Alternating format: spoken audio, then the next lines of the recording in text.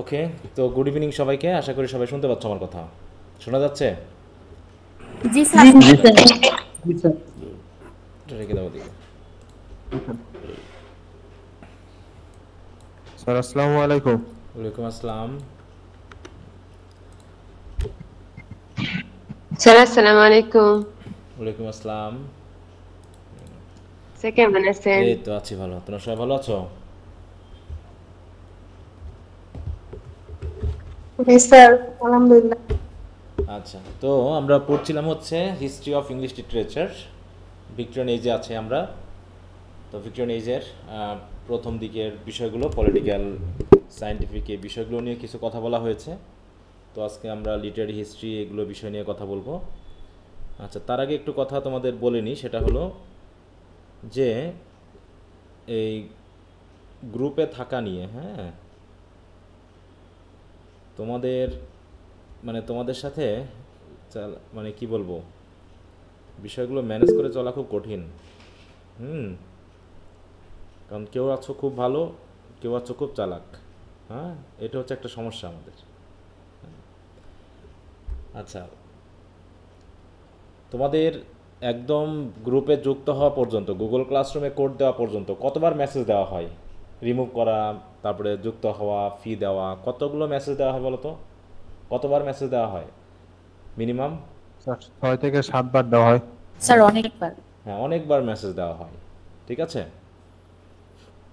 10টা ক্লাস হয়ে গেলে একবার মেসেজ দেওয়া হয়। তারপরে গুগল ক্লাসরুম থেকে রিমুভ করা নিয়ে মেসেজ দেওয়া হয় যে রিমুভ করা হবে। তারপরে যখন রিমুভ করি তখন আবার মেসেজ দিয়ে দিই যে রিমুভ করা হচ্ছে। তারপরে মেসেজ দেওয়া হয় কি যে পরবর্তীতে এত তারিখের মধ্যে গুগল ক্লাসরুমে কোড নিয়ে যুক্ত হতে হবে। যুক্ত না হলে পারে কি করতে হবে সেটাও বলা হয়। তারপরে মেসেঞ্জার গ্রুপের থেকে রিমুভ করা হবে সেটা বলে দেওয়া হয়। আবার মেসেঞ্জার গ্রুপ থেকে যখন রিমুভ করা হয় তখনও বলে দেওয়া হয়। হ্যাঁ, তারপরে রিমুভ করার পরে অনেকে বলো স্যার আমি জানতাম না, ঠিক আছে, তো আমার খেয়াল নাই, আবার আমাকে স্যার যুক্ত করেন। তাহলে আমার কাজ কি সব কিছু তোমাদের মনে করিয়ে দেওয়া, ক্লাসের টাইম মনে করিয়ে দেওয়া, ঠিক আছে না? তারপর হচ্ছে ক্লাসে যুক্ত হচ্ছে না সেটা মনে করিয়ে দেওয়া, তারপর হচ্ছে কোন সময়ে ক্লাস নিব সেগুলো মনে করিয়ে দেওয়া। হ্যাঁ, সব কিছু যদি আমাকেই করতে হয় তো তোমাদের কাজ কি বলো? তোমাদের মিনিমাম একটা কাজও তো একটু তো স্বাভাবিকভাবে করা উচিত। হ্যাঁ, তোমরা অনেকেই করছো সেটা ঠিক আছে, কিন্তু আবার অনেকে এমনটাই করো যে তাকে মেসেঞ্জার গ্রুপ থেকে রিমুভ করার আগ পর্যন্ত সে ফিয়ের কথাও বলে না, কিছুই বলে না। হ্যাঁ, অনেকে আছো বলে দাও, আমি তো ওটাও বলে দিই যে যদি কারো প্রবলেম থাকে তা আমাকে জানাতে হবে। আমি বলি না এটা? বলে দিত নাকি জি স্যার। যে ফি দিতেও যদি কারো সমস্যা থাকে, কিছুদিন দেরি হয়, সেটাও জানাই দিবা। কিছুই বলবা না, ওরা অপেক্ষায় থাকে স্যার কবে মেসেঞ্জার গ্রুপ থেকে রিমুভ করবো, তারপরে দেখা যাবে। তো যেহেতু মেসেঞ্জার গ্রুপে ক্লাসের লিঙ্ক দেওয়া হচ্ছে, সেই জন্য সে ক্লাসটা রেকর্ড করতে পারছে বা ক্লাসে যুক্ত হতে পারছে, বাকিগুলো তার দরকার নাই। ঠিক আছে, তারপরে 10-12 দিন চলে যাচ্ছে, গুগল ক্লাসরুমে সে যুক্ত হচ্ছে না। মেসেঞ্জারের থেকে রিমুভ করার পরে সে তখন ফি দিচ্ছে, তারপরে সে যুক্ত হচ্ছে। মানে আমাকে একবার তাকে রিমুভও করতে হবে, আবার তাকে তাকে আমাকে যুক্ত করতে হবে। ঠিক আছে, এই হচ্ছে ব্যাপার। তাহলে এতটুকু অ্যাক্টিভ, আমি বলেছি কি যে ইনঅ্যাক্টিভ যারা গুগল ক্লাসরুমে যুক্ত হবে না কোড না নিয়ে এত তারিখের মধ্যে, তাদেরকে আমি ইনঅ্যাক্টিভ বলবো। ইনঅ্যাক্টিভ অথবা পড়তে আগ্রহী নয়, এই দুটো জিনিস আমি তাদেরকে ধরবো। অতএব যাদেরকে ইনঅ্যাক্টিভ ধরবো তাদেরকে আমি আর যুক্ত করবো না। এতদিন করেছি, আমি দেখেছি তোমরা কিছু আছো যারা এই কাজগুলো করো।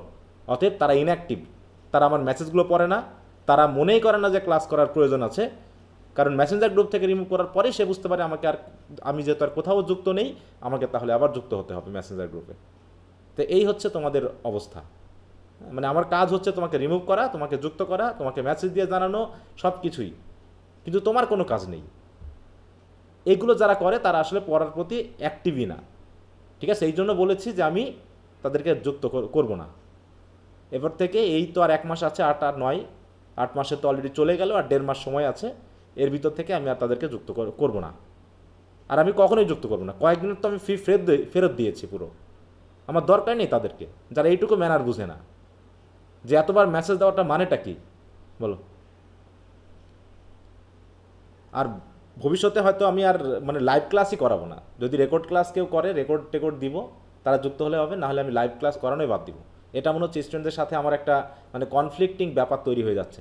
হ্যাঁ, আমার কেমন জানি মেজাজ গরম হয়ে যায় যে ছাত্রছাত্রী হিসেবে তাদের একটা স্বাভাবিক ম্যানার থাকতে হবে তো। হ্যাঁ, আমরাও তো একটা স্বাভাবিক ম্যানার কতক্ষণ পর্যন্ত ধরে রাখবো বলো? হ্যাঁ, যদি কেউ এরকমটা করতে থাকে বা করে, একটা স্বাভাবিক অবস্থান যদি না থাকে, অবস্থা যদি তৈরি না করো, তাহলে কতক্ষণ পর্যন্ত রাগ না করে থাকা যায় বলো? টাকা দিচ্ছ, ক্লাস করো না, ক্লাস করো তো টেস্ট থাকলে সেগুলো দাও না, তারপরে নিয়মিত ফিয়ের ব্যাপার তো কথাই নেই। 1 মাস দেখাচ্ছে অর্ধেক গিয়ে দেখাচ্ছে তোমাকে মেসেঞ্জার গ্রুপ থেকে রিমুভ করতে করতে অলরেডি 6টা ক্লাস হয়ে গেছে। দেখো তোমাদের মেসেঞ্জার গ্রুপ থেকে রিমুভ করতে করতে এখন বর্তমানে কয়টা ক্লাস হয়েছে? 5টা ক্লাস হয়ে গেছে।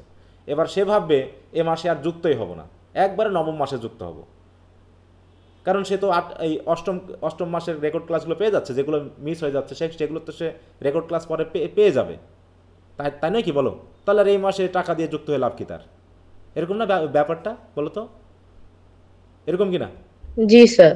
হ্যাঁ, যে রিমুভ করতে করতেই তাকে মোটামুটি একটা মাসের অর্ধেক চলে যাচ্ছে, সে ভাবতেছে পরের মাসে তাহলে এই মাসে আর আমি ফি দিয়ে যুক্ত হব না, নবম মাস যখন হবে তখন আমি নবম মাসের ফি দিয়ে যুক্ত হবো, তাহলে 8 মাসের আর ফিও দেওয়া লাগছে না, কিন্তু আমি রেকর্ড ক্লাস তো ঠিকই পেয়ে যাচ্ছি।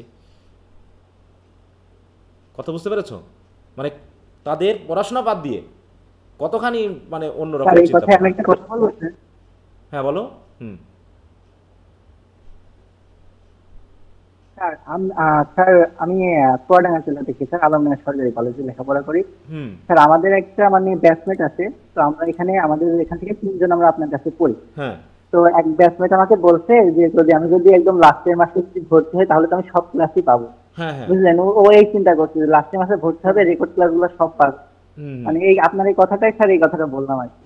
না, এটা তো আমি জানি, এটা তো আমি বললামই তো, তাহলে তাদের পড়াশোনা কতখানি হবে বলো? তারা টাকা বাঁচানোর জন্য ধান্দা আছে, তাদের পড়াশোনা করার কি হবে বলো?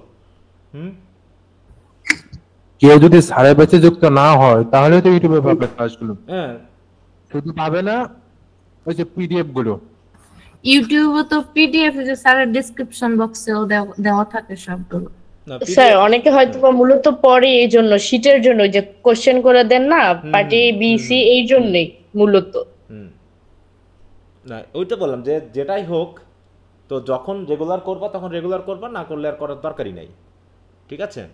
কিন্তু এই চালাকি জিনিসটা আমার মানে মোটেও পছন্দ হয় না। এই জিনিসটা আমি চালাকি জিনিসটা পছন্দ করি না, কারণ ওই আমাকে কোথাও চালাক হতে হবে, বুদ্ধিমান হতে হবে, এই জিনিসটা আমি না।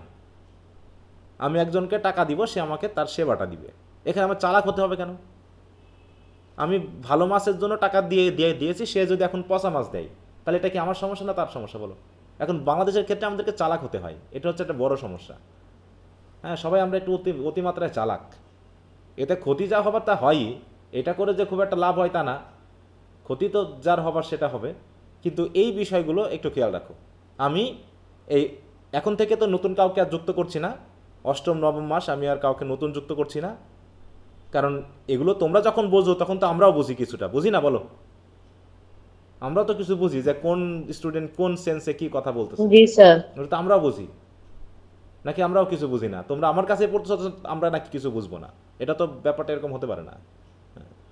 তো এটাই বলতেছি যে দরকার নেই কাউকে যারা চালাকি করে, যাদের পড়াশোনা করার ইচ্ছা আছে তারাই থাকো, আমি তো আর ওই রকম করতেছি না।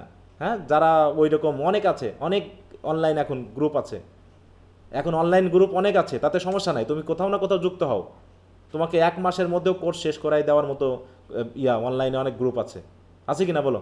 1 মাস কেন, পরীক্ষার আগের রাতেও তোমাকে কোর্স শেষ করে দেওয়ার মতো গ্রুপ আছে কি না অনলাইনে বলো? জি স্যার। এরকম আছে, তাহলে আমার এখানে থাকা তো দরকার নেই। আমি তো বলছি না যে তোমার আমার এখানে থাকতেই হবে, অতএব এটা নিয়ে আমার কোনো আপত্তি নেই। তুমি যদি পড়াশোনা করতে আমার কাছে আসতে হলে, যারা পড়াশোনা আসলে করতে চায় তারাই আসতে পারবে। তাছাড়া আমি এমন শর্টকাট কোনো কিছু দিই না, এমন ছোট ছোট প্রশ্ন উত্তর দিই নাই, বা এমন শর্টকাট কোনো ক্লাস নেই না যে আমার কাছে থাকতে হবে। অথবা আমার কাছে যারা থাকবে তারা পড়াশোনা করবে, এটা আমি মনে করি। যে তাদেরকে টেক্সট পড়ানো, তাদেরকে বোঝানো, হ্যাঁ অনেকের কাছে এটা বিরক্তিকর লাগতেই পারে, তো আমার কাছে থাকার দরকার নেই। একজন টিচার হিসাবে আমি তোমাকে একদম মানে এত জুস খাওয়াতে পারবো না যেটা আমার স্ববিরোধিতা দাঁড়ায়, যে আমি একজন টিচার হিসাবে এই কাজটা করতেই পারি না, যে তোমাকে আমি শর্টকাট কিছু দেখাবো। যেটা আমার কলেজে আমি করতে পারবো, যেটা আমার ক্লাসে আমি করতে পারবো, আমি তোমাকে অনলাইনেও সেই কাজটাই করাবো, ঠিক আছে? তোমার সাথে আমি বকাঝকা করবো, তোমাকে আমি নিশ্চয়ই মাথায় হাত বুলিয়ে কাজ করবো না, তুমি পড়াশোনা না করলেও। তোমাকে আমি পুরো টেক্সট পড়ানোর চেষ্টা করবো যদি পড়ানোর ক্ষমতা থাকে, তোমাকে আমি যতটুকু উত্তর লিখলে পরে একটা ভালো মার্ক হয় সেরকম উত্তর তোমাকে আমি দেবো। এতে তুমি যদি ভালো লাগে লাগবে, না লাগবে, সেটা তোমাদের ব্যাপার। আর ইউটিউবে তো ভিডিও ক্লাস আমি দিয়েই দিই, তাহলে সেগুলোই দেখো, গ্রুপে আর যুক্ত হওয়ার দরকার নেই। এই হলো ব্যাপার, ঠিক আছে? তো আমার কথা হলো যারা বাইরের তাদের বাইরের, ওসব কথা বাদ দাও, তাদের চিন্তা ভাবনা দিয়ে তারা বুঝুক্কা, তাদের মতো করে তারা চলুক। কিন্তু আমার সাথে যারা একবার যুক্ত হবা, অন্তত আমাকে তোমরা বুঝে যাও যে আমি কী জিনিস, ঠিক আছে? তো আমি তোমার সাথে কথা বলেও রাগারাগি করা মানুষ যদি উল্টাপাল্টা করো, আর তুমি আমার সাথে ভালো আচরণ করো, আমি তোমাকে সব ধরনের হেল্প করবো, তাতেও আমার কোনো সমস্যা না। কিন্তু চালাকি জিনিসটা আমি আমার পরিবারের লোকের সাথেও পছন্দ করি না, সেটা আমার যত প্রিয় ব্যক্তি হোক। আমার যেটা প্রিয় মানুষ ছিল তাদের সাথেও আমি গন্ডল করছি শুধু এই চালাকির জন্য, ঠিক আছে? তো চালাকি জিনিসটা আমি মোটেও পছন্দ করি না। সেটা আমার মা বলো, আমার বাপ বলো, আমার দাদু বলো, আমার ভাই বলো, আমি কিন্তু চালাকি জিনিসটা মোটেও পছন্দ করি না। হ্যাঁ, আমি আমার কলিগদের সাথেও, আমি আমার টিচারের সাথেও গন্ডল করেছি শুধু এই চালাকির জন্য। অথবা আমি ব্যক্তিগতভাবে চালাকিটা করবো না যতক্ষণ পর্যন্ত আমি জানি যে আমার এটা চালাকি হচ্ছে না। তারপরে মানুষ হিসাবে ভুল হতেই পারে, সেটা আলাদা বিষয়। কিন্তু এটা একটু খেয়াল রেখো। আর পড়াশোনা যখন করতেছো তখন যদি চালাকি করে পড়াশোনা করতে হয়, তাহলে তোমার দ্বারা দেশের উন্নতি থেকে আমার মনে হয় না অবনতি বেশি হবে, নাকি? অবনতি তোমার দ্বারা বেশি হতে পারে, কারণ তো তুমি চালাকিভাবে এডুকেটেড হচ্ছ, মোরাল ব্যাপারটা হচ্ছেই না তোমার ভিতরে। হ্যাঁ, এই জন্য একটু আমি বললাম তো যে যাদেরকে আমি বলে দিয়েছি মেসেজ দিয়ে, যাদেরকে রিমুভ করবো আমি যুক্ত করবো না। অনেকে অনেক কথা বলবা, আমি যুক্ত করবো না মেনলি। অনেকে গ্রামে যাচ্ছ, সে তার নাকি সমস্যা। আরে অনলাইনে আবার গ্রামে গেলে কি সমস্যা? জানাতে মেসেজ দিতে কী সমস্যা বলো তো? কোনো সমস্যা? গ্রামেও কি এখন নেট নাই? বলো, গ্রামে কি নেটের সমস্যা এখনো? না স্যার, যে কোনো জায়গায়। হ্যাঁ, অনলাইনে ক্লাস মানে তুমি যে কোনো জায়গা থেকে যুক্ত হতে পারবে। অতএব তুমি যেটা বলতেছো গ্রাম ট্রাম, ওগুলো চালাকির ব্যাপার, ওটা তুমি জাস্ট অজুহাত দেখাচ্ছ। অরিজিনাল সমস্যাটা পরের ব্যাপার, কিন্তু এটা অজুহাত দেখাচ্ছ। এই অজুহাত দেখাবে না, চালাকি করবে না। পড়াশোনা করলে করো, না হলে তুমি অন্য কোথাও যাও, অ্যাভেলেবেল সব জায়গাতে আছে। আর এখন তো দেখলাম তো জাতীয় বিশ্ববিদ্যালয়ে তো আবার টিচারদের তোমার অনলাইনে, তো অনলাইন কেন, সরাসরি পড়ানো বাতিল করে দিচ্ছে। কথা বুঝতে পারছো? মেসেজ দেখছো না একটা? স্যার দেখছি, এটা তো নিজের ভার্সিটির কাউকে পড়াইতে পারবে না বলছে। হ্যাঁ, নিজের কাউকে, তাই না? তাহলে বাংলাদেশের প্রেক্ষাপটে যদি নিজের হোক বা কলেজের টিচারদের হোক বা এই জাতীয় প্রতিষ্ঠানের টিচারদের যদি প্রাইভেট পড়ানো নিষেধ করে, তাহলে প্রাইভেটটা কাদের হাতে যাবে? প্রাইভেট তো পড়াবেই কেউ না কেউ, বলো। এবং এখন স্যাররা পড়ায়, তারপরও চলে গেছে স্টুডেন্টদের হাতে, পুরোটা গেছে কিনা বলো? আমার মনে হয় 80% শিক্ষা ব্যবস্থা এখন স্টুডেন্টদের দ্বারা পরিচালিত হয়। শিক্ষা প্রতিষ্ঠানের এবং শিক্ষা প্রতিষ্ঠানের টিচারদের খুব একটা অবদান নেই বর্তমানে, আছে বলো? কোনো একটা শিক্ষা প্রতিষ্ঠান যদি স্টুডেন্টদের যদি রেজাল্ট নিয়ে গর্ব করে, আমার মনে হয় শিক্ষা প্রতিষ্ঠানে গর্ব করার অধিকার নেই। কারণ টিচারেরা এখন শুধু প্রাইভেটের পিছনেই, প্রতিষ্ঠানের পিছনে তো ব্যয় করেই, সাথে সাথে স্টুডেন্টদের প্রাইভেটের পিছনেও প্রচুর টাকা ব্যয় করে। অতএব যদি স্টুডেন্টদের ভালো কোয়ালিটি হয়, রেজাল্ট হয়, আমার মনে হয় শিক্ষা প্রতিষ্ঠানের কোনো একটা অবদান নেই, এখানে প্রাইভেটের অবদানটাই বেশি। আর একটা অনার্স মাস্টার্সও যদি স্টুডেন্টদের হাতে চলে যায়, তাহলে সে দেশের শিক্ষা ব্যবস্থা কোন দিকে দাঁড়াতে পারে সেটা নিশ্চয়ই এখন বুঝতে পারতেছো, এবং আগামীতে আরও 20 বছর পরে বুঝতে পারবা যে কোথায় গিয়ে দাঁড়ায় অবস্থাটা, ঠিক আছে? তো এই জন্য মাঝে মাঝে মনে হয় যে এই ব্যাপারটার সাথে যুক্ত হওয়াটা আমার কাছে খুবই মানে লাগে, অপমানজনক মনে হয়। কারণ স্টুডেন্টরা ওই মনে করে যে ওই বড় ভাইরা যেমন, ওই আমার কাছেও সেই আচরণটাই পেতে চায় সবাই, চাই কিনা বলো? ওরকমটাই পেতে চাই, আর একটু হয় আর কি। হ্যাঁ, তো এই জন্য আমার মানে খুব একটা মানে এই জিনিসটা আমার খুব লাগে।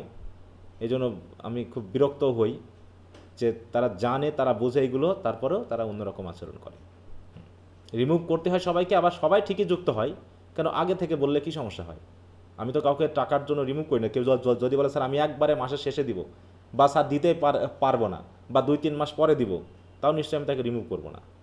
কিন্তু তুমি গুগল ক্লাসরুমে যুক্ত হচ্ছ না, তুমি মেসেঞ্জারে থাকতেছো না, তুমি এই বিষয়টা জানাচ্ছ না, তুমি চুপ আছো, তোমাকে রিমুভ করার পরেই তুমি ভাবতেছো এবার স্যার তো রিমুভ করেছে, আমার তো এখন স্যারের সাথে যোগাযোগ না করলে বিপদ আছে, এই তখন তুমি যোগাযোগ করতেছো, দিয়ে আবার আমাকে যুক্ত করতে হচ্ছে এই জায়গাটা।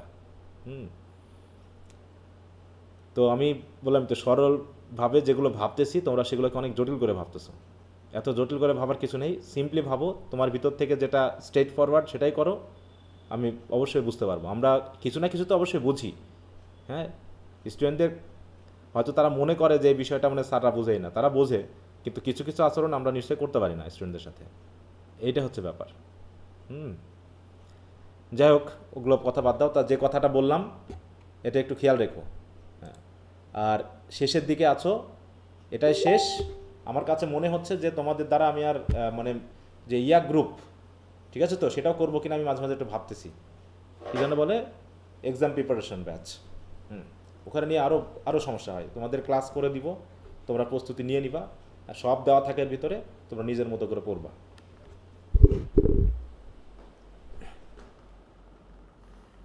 ওকে, তো যাই হোক, আমরা ভিক্টোরিয়ান পোয়েট্রিতে আসছি, এই ভিক্টোরিয়ান পিরিয়ডে আসছি। আমরা ভিক্টোরিয়ান এজের ব্যাপারগুলো দেখবো। ভিক্টোরিয়ান এজের সবচেয়ে গত ক্লাসে যেটা পড়ছিলাম, ডমিনেন্ট জানরা কি বলো তো, কোনটা ভিক্টোরিয়ান এজে সবচেয়ে বেশি হয়েছে? Novel, novel. আর রোমান্টিক এজে পোয়েট্রি।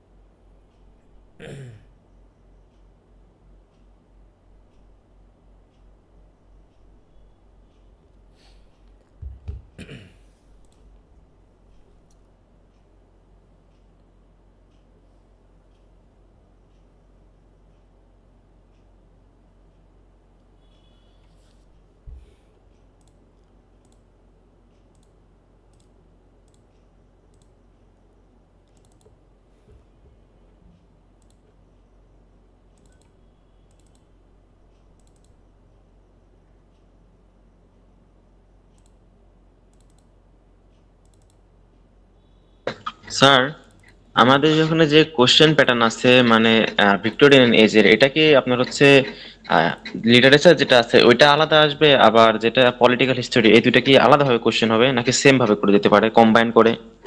কম্বাইন করেও আসতে পারে, কম্বাইন করেও আসতে পারে। মানে কোশ্চেন তো পেঁচিয়ে কুচিয়ে দিয়ে যেতে পারে, যদি কোশ্চেন কঠিন করে তাহলে মনে করো প্যাচ লাগাই দিতে পারে, ঠিক আছে তো। যে সেই ফিচারগুলো কি, মানে তোমার ফিচার আসা মানেই তো তোমার ওই রিলিজিয়াস, তাই তো, তারপর হচ্ছে সায়েন্টিফিক, এগুলো ব্যাপার আসবে, এবং এইগুলো ভিক্টোরিয়ান সাহিত্যের মধ্যে কীভাবে প্রতিফলিত হয়েছে সেগুলো দেখাতে হতে পারে, ঠিক আছে। তখন কোন রাইটার কোন বিষয়টা নিয়ে কথা বলেছেন, কোন বিষয়গুলো নিয়ে ভাবছেন, এগুলো কিন্তু কথা আসতে পারে, ঠিক আছে। জি স্যার, এই যে তো আপনার হচ্ছে চার্চের তো ডিক্লাইনেশন করা হয়েছিল, আয়ারল্যান্ডে যে চার্চটা ছিল। চার্চ বলতে ওরকম সরাসরি জানো, তোমার রিলিজিয়াস ব্যাপারটা, রিলিজিয়াস কনফ্লিক্টের ব্যাপার আসবে, হ্যাঁ, সায়েন্সের ব্যাপার আসবে, তাই তো, ফেথলেসনেসের ব্যাপার আসবে, এই ব্যাপারগুলো দেখাতে হবে, ফিচারগুলো দেখাতে হবে, এবং তখন হয়তো বা তোমাকে ওই সাহিত্যকর্মের মাধ্যমে এগুলোকে আলোচনা করতে হবে। আচ্ছা, আমরা কতদূর পড়েছিলাম বলো তো এখানে? মানে আমরা শুরু করব এখান থেকে নাকি? লিটারেরি ক্যারেক্টারিস্টিক্স শেষ করছিলাম না স্যার, শুরু করব। এইটা এখান থেকে শুরু করব, তাই তো? না স্যার, শুরু করব। আচ্ছা, ঠিক জি আছে। স্যার।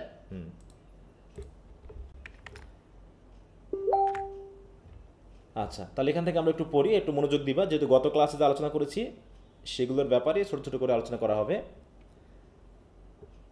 আচ্ছা, বলছে when one is interested enough to trace the genealogy of Victoria, he finds to his surprise that in her veins flowed the blood of William the Conqueror। হ্যাঁ, মনে আছে না, উইলিয়াম দ্য কনকুয়ারার, তাই না? কোন যুগে ছিল এটা? উইলিয়াম দ্য কনকুয়ারার ইংরেজি সাহিত্যের অ্যাংলো স্যাকশন আর Anglo Norman period? Anglo Saxon. William the conqueror, William the third, Anglo Norman period, ঠিক আছে তো। উনি তো নরম্যান্ডির কিং ছিলেন, তাই না? তাই বলছে যে বুঝতে হবে যে রানী ভিক্টোরিয়ার যদি আমরা জিনিওলজি স্টাডিও করি, মানে কি জিন, হ্যাঁ, জিন তত্ত্ব স্টাডি করে, তাহলে আমরা বুঝতে পারবো সেই উইলিয়াম দ্য কনকুয়ারারের ব্লাড তার শরীর দিয়ে বয়ে চলছে, হ্যাঁ। On and of Cerdic the first Saxon king of England, কার্ডিকের রক্ত, হ্যাঁ। And this seems to be symbolic of the literature of our age. আর এই কথাটা এই জন্যই বলা হলো যে ঠিক উইলিয়াম দ্য কনকুয়ারার বা কার্ডিক যারা ছিলেন সেই সময়ের, তারা যেমন অ্যাডভেঞ্চারাস ছিলেন, ঠিক ওইরকমটা হয়তোবা তার এইজেও আছে। দেখো বলছে কি লিটারেচার অফ আর এজ, কারণ কি which embraces the whole realm of Saxon and normal life. কারণ সেকশন এবং অ্যাংলো নর্মাল লাইফটা যেমন ছিল ওই সময়ের, এবং তাদের যে কালচার ছিল, the strength and ideals of the one and the culture and refinement of the other. কারণ সেকশনটা কিন্তু অতটা রিফাইন্ড ছিল না, তাই না, অতটা শিক্ষিত ছিল না, তাদের ছিল স্ট্রেংথ অ্যান্ড আইডিয়াল। অন্যদিকে নরমানরা ছিল কি কালচার্ড, রিফাইন্ড। হ্যাঁ, তারা যেহেতু ওই জার্মান থেকে শুরু করে এই বিভিন্ন জায়গা থেকে এসেছিলেন, এই জন্য তাদের মধ্যে একটা কালচারাল রিফাইনমেন্ট ছিল। হ্যাঁ, সেটা হয়তো এই দুটার মিশ্রণে যে ইংরেজি জাতি, সেই ইংরেজি জাতির তাই তো ক্রমান্বয়ে আমরা ভিক্টোরিয়ান এজে পৌঁছেছি। সুতরাং the romantic revival had done it's work. অন্যদিকে রোমান্টিক এজে এবং তার পূর্ববর্তী সময়ে রোমান্টিক যে রিভাইভাল হয়েছিল সেটা তো অলরেডি আমরা দেখেছি কী ঘটনা ঘটেছিল। And England entered upon a new free period in which every form of literature from pure romance to gross realism struggled for the expression. হ্যাঁ, অতএব এখানে আমরা দেখতে পাচ্ছি যে এমন একটা এজে আমরা প্রবেশ করেছি যে এই যে রোমান্স, হ্যাঁ, পিওর রোমান্স থেকে শুরু করে রিয়েলিজম পর্যন্ত সবাই কী হচ্ছে, স্ট্রাগল করতেছে তাদের এক্সপ্রেশনের জন্য বিভিন্নভাবে মানে সব ধরনের, মানে দেখো ভিক্টোরিয়ান এজ মানে রোমান্টিক এজ পর্যন্ত মোটামুটি একটা ধারাবাহিকতা ছিল, এক একটা এজের এক এক ধরনের বৈশিষ্ট্য ছিল। কিন্তু এই ভিক্টোরিয়ান এজ এমন একটা এজ যেটা মোটামুটি মডার্ন এজকে রেফার করছে। মডার্ন এজের মানুষটা কেমন বলো তো? এদের কি কোনো নির্দিষ্ট আইডিয়াল আছে মডার্ন এজের মানুষের? বলো, নাকি এরা একটু কনফিউজড জাতি? বলো তো স্যার। মিক্স একদম। হ্যাঁ, দেখো যদি আমরা বলি যে মডার্ন ম্যানের ফিচার কি বা মডার্ন এজের ফিচার কি, দেখো তো ফিচার্স অফ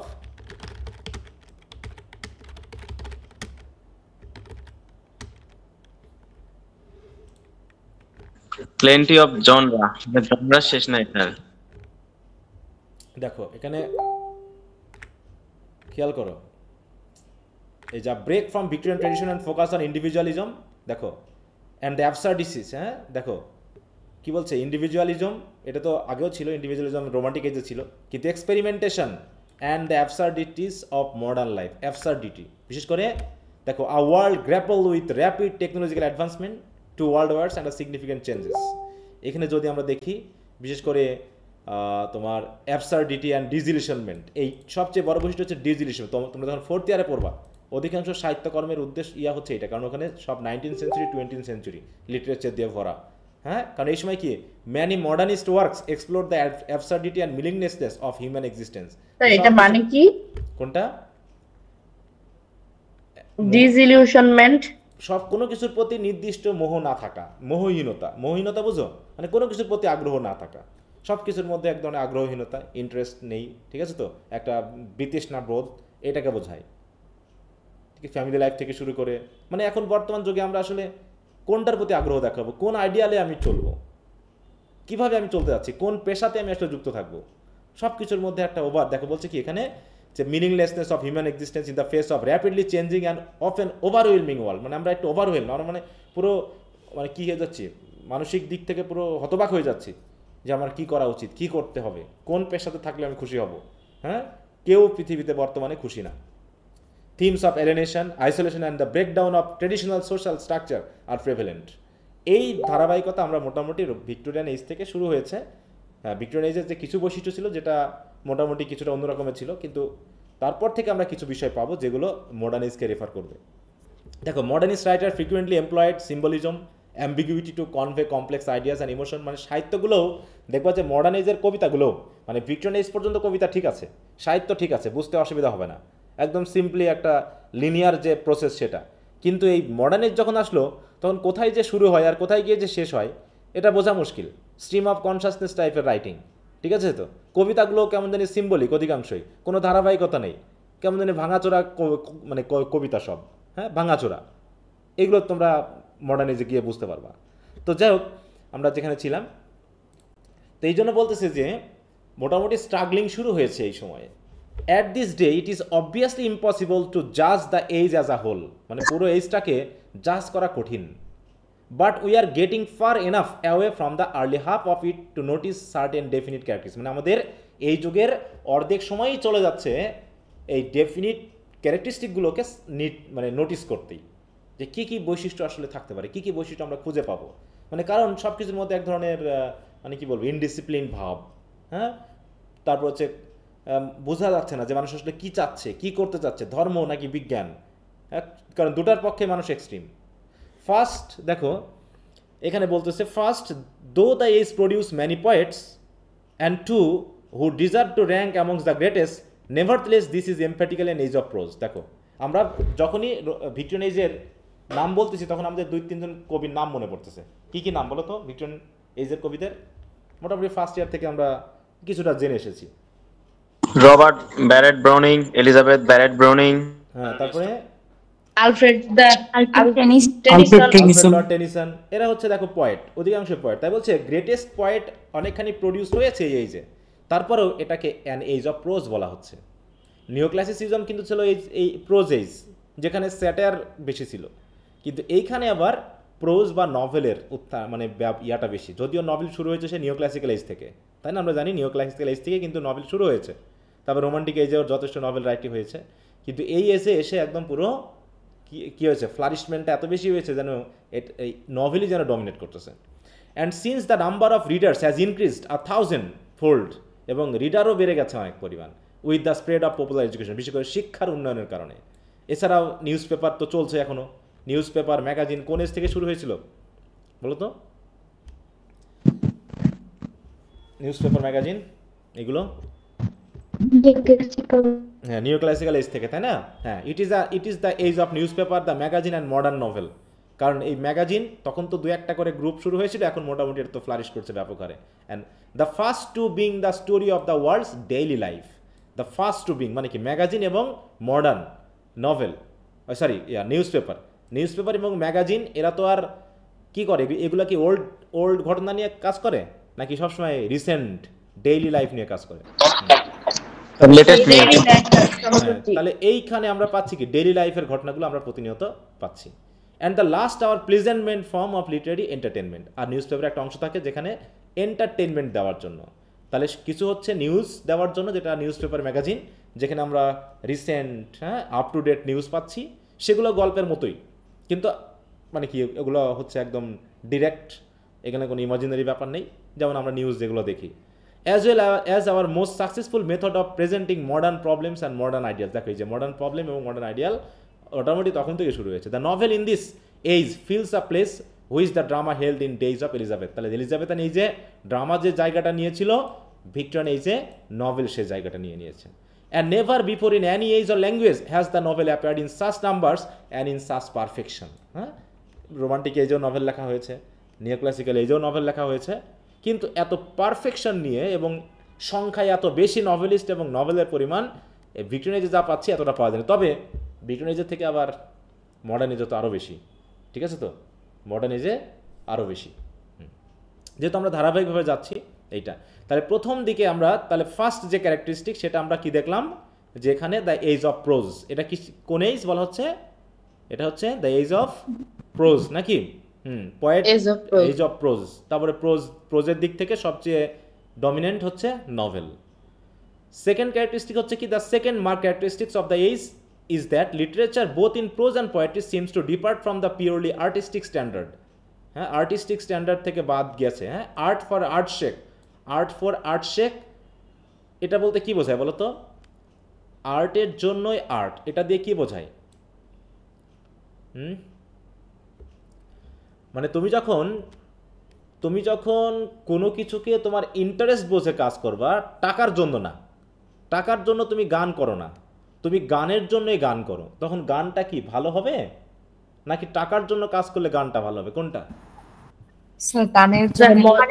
গানের জন্য গানটা ভালো। যে তোমার এটা একটা প্যাশন, তাই তো, লেখালেখি একটা প্যাশন, তখন লেখাটা তোমার হবে একদম পারফেক্ট, তুমি তখন মন দিয়ে করার চেষ্টা করবা। কিন্তু যখন তোমার টাকার জন্য তুমি যে যত বেশি বই লেখা যায় তত ইনকাম, ঠিক আছে? তো যত তাড়াতাড়ি বই বার করা যায় তত ইনকাম, এই যদি ধান্দা থাকে তাহলে কি লেখালেখি ভালো হবে? স্ট্যান্ডার্ডে আসবে? কোয়ালিটি ড্রপ করবে। তাহলে এখন যে ঘটনাগুলো বর্তমানে ঘটতেছে, সব কিছুকে যেহেতু টাকা দিয়ে মাপা হচ্ছে, ধর্মকে পর্যন্ত আমরা যখন টাকা দিয়ে মাপতে শুরু করেছি, রাজনৈতিক ক্ষমতা দিয়ে মাপতে শুরু করেছি, তখন এখানে আর কোয়ালিটি নাই, সেখানে শেষ। হয়তো মসজিদ, মন্দির, গির্জার মানে টাইলস হচ্ছে, এসি হচ্ছে, গ্লাস হচ্ছে জানলা দরজায়, হ্যাঁ, বসার জন্য সুন্দর বসার আসন হচ্ছে, ঠিক আছে, চকচক করতেছে, কিন্তু যেটা আসলে ওইখানে হওয়ার দরকার সেই জিনিসটাই হচ্ছে না ঠিকমতো। বুঝতে পেরেছো? রাজনৈতিক দলেরা মন্দির মসজিদ বানিয়ে দিচ্ছে না? বলো। যেমন গত সরকারের আমলে আমরা যা দেখলাম, যেগুলোকে কি মসজিদ বলে জানো? ওই যে মডেল মসজিদ, হ্যাঁ, প্রত্যেকটা জেলা থানাতে কত সুন্দর সুন্দর করে, হ্যাঁ, কত মডেল মসজিদ বানানো হয়েছে। কিন্তু এই মডেল মসজিদ বানাতে গিয়ে কি দুর্নীতি হয়নি বলো তো? রাজনৈতিক দল থেকে শুরু করে একদম মানে তোমার পর্যন্ত, কি বলে, যারা বানায় কন্ট্রাক্টর পর্যন্ত বা হচ্ছে যারা ইঞ্জিনিয়ার পর্যন্ত, এদের কি দুর্নীতি করেনি এরা? বলো। ভাবে করছে স্যার। তাও এটা মসজিদ তৈরি করার ক্ষেত্রে বললাম, এখানেও ব্যাপক দুর্নীতি হয়েছে। তাহলে স্যার আমাদের এখানে পারমাণবিক কেন্দ্র আছে না, এক একটা ডিস্কের দাম লেখা হয়েছিল 20,000 টাকা করে, 300 টাকা ডিস্ক। আচ্ছা, হ্যাঁ, তো যাই হোক, এই তো বললাম যে ঘটনা তো ঘটছেই। হ্যাঁ, তো একটা জায়গাতে, আমি আর বলবো না, একটা জায়গাতে প্রাচীর তৈরি করা হচ্ছে, ঠিক আছে? সরি, আমি একটা কল ধরে নিই। হ্যাঁ,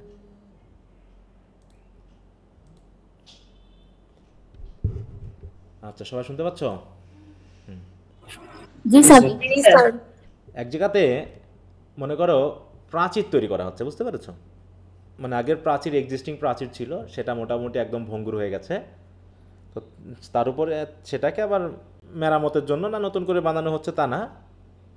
তো একজন বলতেছে যে এই প্রাচীরটা তৈরি করতে 25 লাখ টাকা করে, মানে এক একটা অংশেই 25 লাখ টাকা করে খরচ হচ্ছে। কিন্তু ঘটনাটা কি করছে জানো?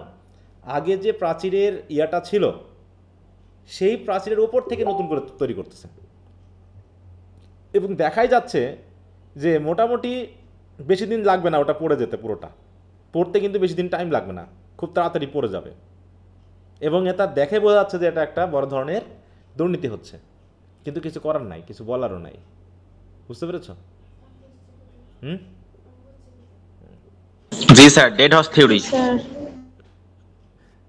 তাই বলছে, দেখো, তো এরকমভাবে যদি টাকার জন্য কোনো কিছু করা হয়, হ্যাঁ, এটা যদি একটা প্রতিষ্ঠানের উন্নয়নের জন্য না করা হয়, ঠিক আছে, তো শুধু যদি টাকাটা সরকারের বাজেট হয়েছে সেটাকে ব্যয় করে কোনো রকমভাবে, প্রজেক্ট মানেই, প্রকল্প মানেই বুঝতে হবে টাকাটা ভাঙায়ে মোটামুটি দ্রুত ওটাকে যেখানে বরফের মতো জমে ছিল সেখান থেকে বার করে ফেলা, তারপরে যার যার পকেটে গেল, কিছু পানি হয়ে ভেসে গেল। এইরকমভাবে যদি হয়ে থাকে তাহলে তো যেটা হবার সেটাই। তা আর্ট ফর আর্ট শেক, এই যে স্ট্যান্ডার্ডটা, সেটা মোটামুটি রোমান্টিক এজ বা তার আগ পর্যন্ত ছিল আর কি। তারপর থেকে এখান থেকে তো ডিপার্ট করলো, মোটামুটি পুরো ডিপার্ট হয়ে গেল। তাই বলছে, ঠিক আছে, তো যে seems to depart from the purely artistic standard যেটা ছিল সেখান থেকে মানুষ মানে একদম বার হয়ে গেল। আর্ট ফর আর্ট শেক যে থিওরি ছিল সেখান থেকে বার হয়ে গেল। And to be accentuated by a definite moral purpose, যেমন Tennyson, Browning, Carlyle, Ruskin, who and what were these men if not the teachers of England, not vaguely but definitely with super faith in their message, with the conscious moral purpose to uplift and to instruct। হ্যাঁ, দেখো, তারা মোটামুটি কিছুটা বলছে, কিছু কিছু writer ছিলেন যারা কি করেছে, এই আর্টের ভিতরে কিছু মোরাল পারপাস দেওয়ার চেষ্টা করেছেন। মোরাল টিচিংয়ের প্রয়োজন কখন পড়ে বেশি বলো তো? মোরাল টিচিংয়ের প্রয়োজন কখন বেশি পড়ে?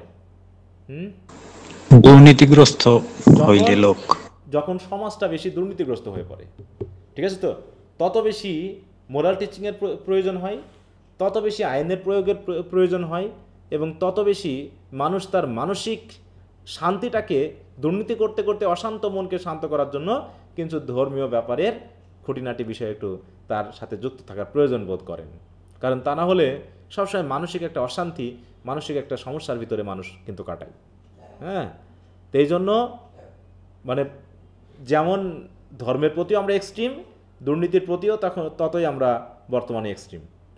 বলছে, even the novel breaks away from Scott's romantic influence থেকে বেরিয়ে আসছে, যেটা আমরা দেখেছি রোমান্টিক এজে। And first studies life as it is, এবং জীবনটা যেমন তেমনভাবে তুলে ধরা হয়েছে। সাহিত্যের কাজ কি রোমান্টিক হওয়া উচিত? যেমন রোমান্টিক এজে যেটা আমরা দেখলাম, যে সাহিত্যের কাজ কি শুধু বিনোদন দেওয়া, হ্যাঁ, মানুষকে রোমান্টিক সেন্স দেওয়া, নাকি আসলে মানুষের জীবনের বাস্তবতাকে তুলে ধরে মানুষকে বিনোদন এবং টিচিং দুটাই দেওয়া? কোনটা হলো তো? মানুষকে নৈতিক দিকে ধাবিত করা। তাহলে সেই জায়গাটা যদি না আসে তাহলে তো হয়ে যায়। তাই বলছে রোমান্টিক ইনফ্লুয়েন্স থেকে বেরিয়ে এসে মোটামুটি জীবনটা যেমন তেমনভাবে তারা এখানে তুলে ধরতে শুরু করলো। And then points out what life may and ought to be, জীবনটা কেমন হওয়া উচিত, যেটা সাহিত্যের মোটামুটি প্রধান উদ্দেশ্য, যে আমাদেরকে একজনকে ডিরেকশন দিতে হবে যে আসলে লাইফটা কেমন হওয়া উচিত। ইতিহাসের মতো লাইফটা কেমন ছিল সেটা বলা উদ্দেশ্য না, তাই তো? বা হচ্ছে কাউকে শুধুমাত্র বিনোদন দেওয়া সাহিত্যের উদ্দেশ্য না। সাহিত্যের উদ্দেশ্য একই সাথে বিনোদন দেওয়া, সাথে সাথে নৈতিক মূল্যবোধকেও প্রচার করা। বলছে whether we read the fun and sentiment of Dickens, the social miniature of Thackeray and the psychological studies of George Eliot. এরা হচ্ছে কি এক একজন নভেলিস্ট, কিন্তু ডিকেন্স, থ্যাকারি এবং জর্জ ইলিয়ট। থ্যাকারি কি করেছেন? ডিকেন্স দিয়েছেন কি দ্য ফান অ্যান্ড সেন্টিমেন্ট, থ্যাকারি দিয়েছেন সোশ্যাল মিনিয়েচার মানে সামাজিক অবস্থানটা, এবং সাইকোলজিক্যাল স্টাডি দিয়েছেন জর্জ ইলিয়ট। জর্জ ইলিয়টের আমরা পড়ছিলাম না সাইলাস মার্নার? জি স্যার। ওখানে তিনি সামাজিকতা তুলে ধরেছেন, সামাজিক অবস্থানকে তুলে ধরেছেন এবং সাইকোলজিক্যাল ইফেক্টগুলো মানুষের মধ্যে সম্পর্কের ব্যাপারগুলোকে তিনি দেখানোর চেষ্টা করেছেন। সুতরাং এইগুলো যদি আমরা পড়ি, we find in almost every case a definite purpose to sweep away error and the reveal the underlying truth of human life. মানে মানুষ যেন তার মানবিক অবস্থান থেকে সরে যাচ্ছে, দূরে যাচ্ছে, এই জায়গায় আবার মানুষকে ফিরিয়ে আনতে হবে। তার এররগুলোকে তুলে ধরতে হবে এবং মানুষের যে হিউম্যান লাইফের যে ট্রুথ সেটাকে উপস্থাপন করতে হবে। সেরকম কাজগুলো হচ্ছে এই ভিক্টোরিয়ান এজে। So the novel sought to do for society in this age precisely what Lyell and Darwin sought to do for science. তাহলে এই সময় আবার ডারউইন এসেছে ভিক্টোরিয়ান এজে, তাই না? আমরা জানি লিল এসেছে। তারা কি করতে চেয়েছিল? তারা তাদের উদ্দেশ্য শুধু ধর্মকে প্রচার করা না, বরং সায়েন্টিফিক ওয়েতে পৃথিবীকে বিবেচনা করা, হ্যাঁ, এবং বিশেষ করে টু ফাইন্ড দ্য ট্রুথ, যেটা সক্রেটিস প্লেটো বলে গেছেন নাকি, যে know thy self and know the world around you and find out the truth. সত্যটা আসলে কি? সত্য কি? মানুষ বলো, এই পৃথিবীর সম্পর্কে সত্যটা কি বলো তো? পৃথিবী নশ্বর। সেটা তো অবশ্যই।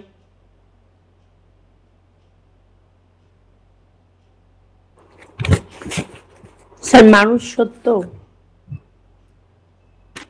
সেটাই তো গো ঘটনা, যে আমরা কি স্বপ্নে আছি না বাস্তবতায় আছি সেটা তো বোঝা মুশকিল। হ্যাঁ, সত্যটা আসলে কোন যুগটা সত্য, এর সত্যটা কি? কারণ এই পৃথিবী থেকে আমরা 3 ধরনের বিষয় অবলোকন করতে পারছি। একটা হচ্ছে, আমি যখন মায়ের গর্ভে ছিলাম আমি কি জানতাম যে আমি সেখানে ছিলাম কখনো? বলো। না স্যার। আমি যে 9 মাস মায়ের গর্ভে ছিলাম, এটা কি সত্য না মিথ্যা? সত্য। এটা তো সত্য নাকি না মিথ্যা? কিন্তু সেই সত্যটা কি আমি আদৌ উদ্ঘাটন করতে পারবো আমার জীবনের? সম্ভব না স্যার। না স্যার। আমি কি কখনোই বলতে পারবো আমি নিজে যে আমি ছিলাম ওইখানে? এবং কোথায় ছিলাম? পানির ভিতরে ভেসে বেড়াচ্ছিলাম, তাই না? এবং পুরো 9 মাস, হ্যাঁ, আমি আস্তে আস্তে আমার গঠন হয়েছে, তাই না? এবং সেটা পরিচালনার জন্য একটা স্পিরিট সেখানে প্রবেশ করানো হয়েছে, যেটা স্পিরিটের কথা আমরা বলছি, যেটা আমরা মনে করে থাকি যে স্পিরিট হচ্ছে কি, সোল বা স্পিরিট হচ্ছে কি দীর্ঘস্থায়ী, তাই না? তাহলে সেটা কোথা থেকে আসলো এবং এটা যে এসেছিল এটা তো সত্যি নাকি? এবং কোথাও না কোথাও থেকে তো এসেছিল, এটাও তো সত্যি। যদি সত্য না হয় তাহলে আমি যে কথা বলতেছি এটাই তো মিথ্যা। তাহলে এটাই যে সত্য, এটা আমরা কিভাবে বিবেচনা করতে পারি, কিভাবে আমরা বুঝবো? হ্যাঁ, পৃথিবীতে সত্য এটাই যে আমরা এখনো বেঁচে আছি এবং পৃথিবী আমাদেরকে কিন্তু খাওয়াচ্ছে, পড়াচ্ছে, সব কিছু করতেছে। তাহলে আমরাও যে মরে যাব এবং এক জায়গা থেকে নিশ্চয়ই আমরা এসেছি, সেটা আমরা জানি না কোথা থেকে এসেছি। তেমনিভাবে এক জায়গাতে তো আমরা অবশ্যই ফেরত যাবো আবার, নাকি? হ্যাঁ, নাকি যাবো না? তাহলে এটা হয়তো ধর্ম আমাদের এক কথা বলতেছে, সায়েন্স আমাদের এক কথা বলতেছে, তাই না? মানুষের ফিলোসফিক্যাল আইডিয়াগুলো আমাদের আর এক কথা বলতেছে। এই সব কিছু মিলে আমরা আসলে বর্তমানে কি সঠিক পথে আছি না এলোমেলো পথে আছি বলো তো? Sir distracted. আমরা মনে হয় যে অধিকাংশ এলোমেলো পথে আছি। না আমরা ধর্মকে পুরোপুরি বিশ্বাস করছি, না আমরা সায়েন্সকে পুরোপুরি বিশ্বাস করছি। কারণ ধর্মের কথা ভাবতে গেলে সায়েন্সের কথা ভাবছি, সায়েন্সের কথা ভাবতে গেলে ধর্মের কথা ভাবছি, ঠিক আছে? তো দিয়ে আমরা কোনোটাকেই ঠিকমতো বলতেও পারছি না, বুঝতেও পারছি না। তো এইরকম বিষয়গুলোকে রিজন দিয়ে কি সব কিছু প্রকাশ করা সম্ভব? সব কিছু কি যুক্তির অধীনে আনা যায় বলো? না স্যার। সব কিছুকে যুক্তির অধীনে আনা যাবে না তো। যেমন তুমি একটা কালো মেয়েকে কেন ভালোবাসো, ঠিক আছে তো? যে অন্যেরা দেখেই তাকে আগেই বলতেছে, হায় রে তোর মতো একটা হ্যান্ডসাম ছেলে এরকম একটা কালো মেয়েকে বিয়ে করলি কোন যুক্তিতে? সে কি কোনো যুক্তি দেখাতে পারবে বলো? যদি তাকে সে সত্যি ভালোবেসে থাকে দেখাতে পারবো না যুক্তি। তাহলে এই তো সব কিছুতে যুক্তি দিয়ে প্রকাশ করা সম্ভব না। তারপরেও ভিক্টোরিয়ান এইজ, তারপর হচ্ছে মডার্ন এইজ যুক্তির উপর ভিত্তি করে চলতে চাচ্ছে। এই চলতে গিয়ে মোটামুটি আমরা একদম শেষ, আমরা মোটামুটি হতাশ। এখন কে কি করতে যাচ্ছে? যুক্তি দিয়ে দেখাতে যাচ্ছে সবাই। হ্যাঁ, একদল যুক্তি দিচ্ছে কি পোশাক আশাক আমাদের ধর্মীয়র মতো হতে হবে, আমাদেরকে ওই যে মানে কি বলবো, যেটা তোমরা বলে থাকো মেয়েদের বিশেষ করে কি জানো, হিজাব, তাই তো, হিজাব আর কি বোরকা পরতে হবে। আরেকদল বলতেছে কি, আরেকদল কি বলতেছে যে আমাদের যা খুশি আমরা পরবো, বলছে কিনা? এ নিয়েও আন্দোলন করতেছে মানুষ, স্বাধীনতা প্রকাশ করে সে যা খুশি তাই পড়বে। হ্যাঁ, সে নিজের মতো চলতে চাইবে। সে তাহলে কার যুক্তি কোন দিক থেকে কিভাবে যাচ্ছে? তা এইভাবে বর্তমানে আমরা পুরো মোটামুটি ডিস্ট্র্যাক্টেড যে আসলে কী করা উচিত। এমনও হচ্ছে যে সৎ মানুষ যাদেরকে আমরা ভাবতেছি তারা ভুগতেছে, আর যারা অসৎ মানুষ দুর্নীতি করে তারা দিন দিন একদম সেই রকম ভালো মতো চলতেছে, তাদের জীবন ভালো মতো চলতেছে, সব কিছু ঠিক মতোই চলতেছে। হ্যাঁ, তো এগুলো যখন আমরা ভাবতে যাচ্ছি, বুঝতে যাচ্ছি, কারণ এগুলোর ব্যাপারটা কি হচ্ছে, মানুষ খুব কাছাকাছি চলে আসতেছে। একসময় আমরা লেখকদের বা হচ্ছে যারা হচ্ছে স্টার ছিল তাদেরকে আমরা দেখতে চাইতাম, তাই না? এবং তাদের প্রতি আমাদের অন্য ধরনের একটা আকর্ষণ ছিল, কিন্তু এখন কি সেই আকর্ষণটা আছে বলো তো? এই ফেসবুকের যুগে এসে এই আকর্ষণটা কি আছে? কারণ আমরা এখন তাদের ফেসবুকে গিয়ে তাদেরকে গালাগালি করে আসতে পারছি কিনা বলো? এখন আমরা নিজেরাই তাদের কাছে গিয়ে গালাগালি করে আসতে পারতেছি, সেই আকর্ষণ বোধ আর নাই। ঠিক আছে, তাদের ভিতরে অন্যরকম একটা যে ভাব ছিল, অন্যরকমভাবে ভাবতাম, সেগুলো নেই। তো এরকমভাবে মোটামুটি বলছে, perhaps for this reason the Victorian age is impractical an age of realism rather than of romance, not the realism of Zola and Ibsen, যারা তোমার ইয়েতে পাবা পরবর্তী যে, but a deeper realism which strives to tell the whole truth. মানে strive করা হচ্ছে, চেষ্টা করা হচ্ছে ট্রুথকে তুলে ধরার জন্য, showing moral and physical disease as they are. হ্যাঁ, যেমন মোরাল এবং ফিজিক্যাল ডিজিজ আমাদের যেমন অবস্থা, ফিজিক্যাল ডিজিজও যেমন আমাদের ক্ষতি করছে, মোরাল ডিজিজও আমাদেরকে এভাবে ক্ষতি করছে। সেই ক্ষতিগুলোকে কি করা হচ্ছে, মানুষ তার রাইটিংয়ের মাধ্যম দিয়ে তুলে ধরে মানুষকে সুস্থ করার চেষ্টা করছে, but holding up health and hope as the normal condition of humanity. হ্যাঁ, এবং চেষ্টা করতেছে মানুষকে নর্মালাইজ করার জন্য, কারণ মানুষ অলরেডি অ্যাবনর্মাল হয়ে পড়েছে সায়েন্স রিলিজিয়নের মধ্যে কনফ্লিক্টের মাধ্যমে, ইন্ডাস্ট্রিয়ালাইজেশনের মাধ্যমে, আরবানাইজেশনের মাধ্যমে, তাই তো বিভিন্ন কারণে মানুষ আর এখন শিকড়ে নেই। আর যখনই মানুষ শিকড় থেকে মানে উঠে যায়, তখনই মানুষ আস্তে আস্তে তার ফ্যামিলি ছাড়া হয়ে যায়, তাই তো, তার নৈতিক ধর্মীয় ব্যাপারগুলোকে সে ছাড়তে শুরু করে এবং মোটামুটি অ্যাবনর্মাল হয়ে যায়, ফিজিক্যাল এবং মোরাল ডিজিজে ভুগতে থাকে। কিন্তু সাহিত্য চেষ্টা করছে কি করার জন্য, সেই ডিজিজ থেকে মুক্ত করে একটা নর্মাল লাইফ যাতে সে লিড করতে পারে, সেই জিনিসটার জন্য তাকে তুলে ধরার চেষ্টা করছে এই ভিক্টোরিয়ান এজের সাহিত্যিকগুলো। কারণ এই যে তোমার সায়েন্স এবং রিলিজিয়নের এই ব্যাপারটাতে ভিক্টোরিয়ান কম্প্রোমাইজ বলে একটা কথা চলে আসে, বুঝতে পারছো? প্রথম দিকে ভিক্টোরিয়ান এজ মানুষকে পুরো উত্তাল করে ফেললো, পরবর্তীতে আসলো কি ভিক্টোরিয়ান কম্প্রোমাইজ। এটা কি আমরা পড়েছিলাম এর আগে? ভিক্টোরিয়ান কম্প্রোমাইজ বলে একটা শব্দ পরিচিত আছে ওর সাথে? না স্যার, এমনি পরীক্ষার সময় পড়ছি স্যার। এটা কিন্তু একটা মানে পরীক্ষা এসেছে মনে, এবার এসে গেছে কিনা ওটা, ভিক্টোরিয়ান কম্প্রোমাইজ। দেখো এটা এবার কি এসে গেছে ওই তত্ত্বটা? দেখো তো তোমাদের কাছে সেট আছে, সেট সাজেশন আছে? জি স্যার। ওখানে একটু দেখো তো এটা।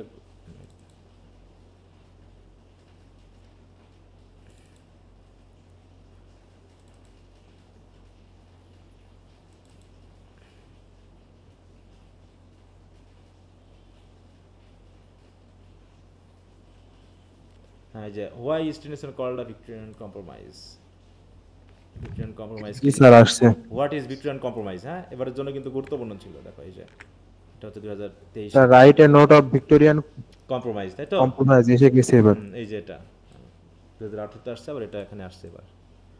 আচ্ছা, এখানে কয়েকটা তত্ত্ব আছে, যে তত্ত্বগুলো আমরা পড়ব, যেমন প্রি র্যাফলিটিজম, তারপর আছে ভিক্টোরিয়ান এজ, আর পোয়েট্রির মধ্যে ড্রামাটিক মনোলগ, এই জাতীয় কিছুই আসবে।